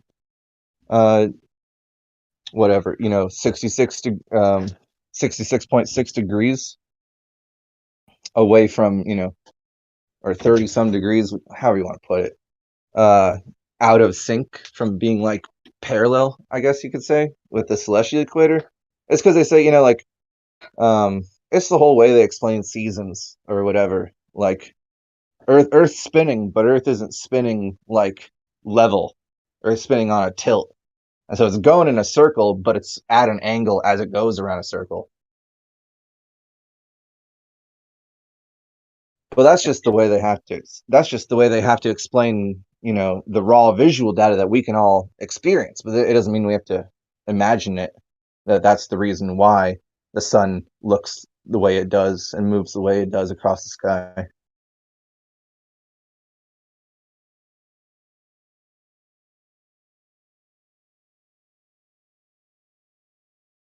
I think the way that some of those things are meant to, they like depict what they're showing, actually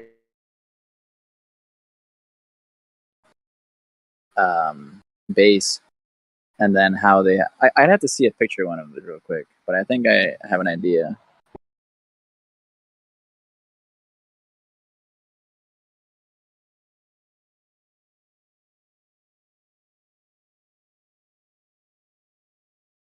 Yeah, totally. I'll go find one for you now.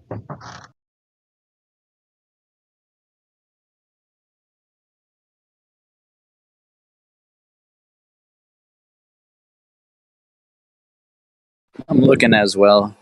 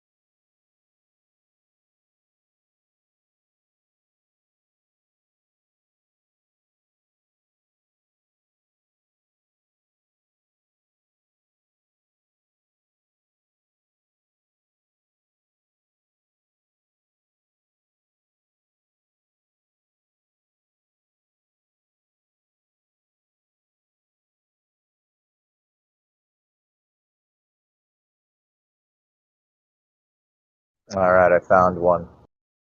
Let's see, live stream one text.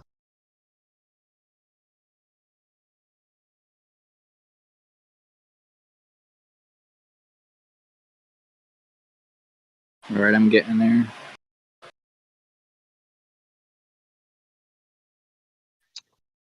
There's better ones though. Which is the first one I found. Simpler ones, not as many parts. Okay, yeah, that's pretty much what I was imagining.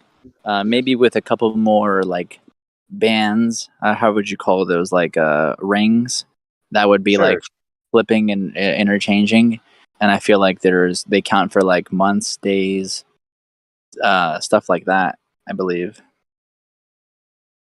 Well, that's kind of what I was thinking. Like, yeah, they have that thing in a circle, but they all like flatten out and they all become flat, and then you just make like, well, a sphere, I should say. They're all like a sphere as they spin around and stuff.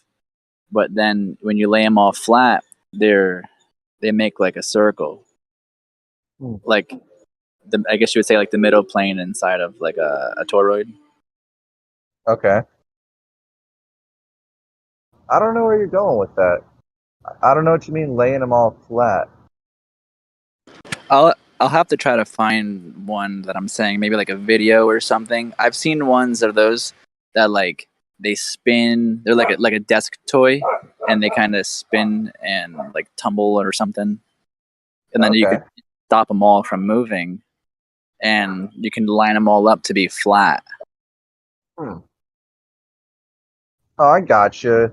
I mean, that's sort of like what they use with, all that like NASA bullshit, where they like train the astronauts for a rocket that's gone out of whack. It's like tumbling all over the place. They throw them in one of those things. It, like, Yeah, pretty like one of throws them those, around in like 4 different motions. like a gyroscopic something or other. Uh-huh. Well, here's a pretty good picture. I mean, this one's better. Boom. Although it's still just so many. I'm just looking for one made out of 3 rings only. Just 3. But that's pretty cool.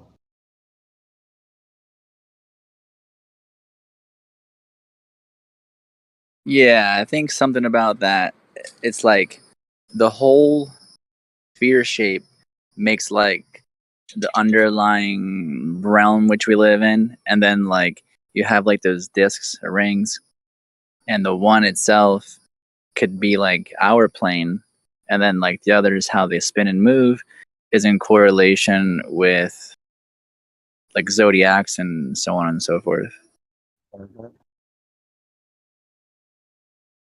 But the sphere makes representation because it connects everything as a whole. Right. Okay. Yeah. I feel that.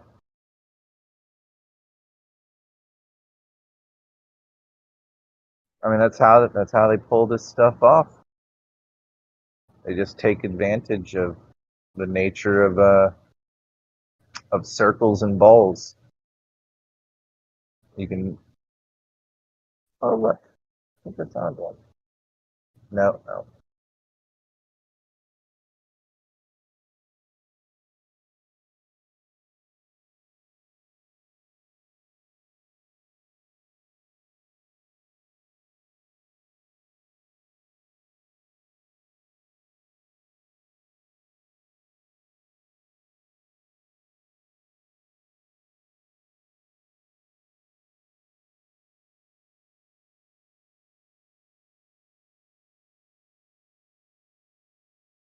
Fundy, did you hear about this stuff going on with CERN coming up?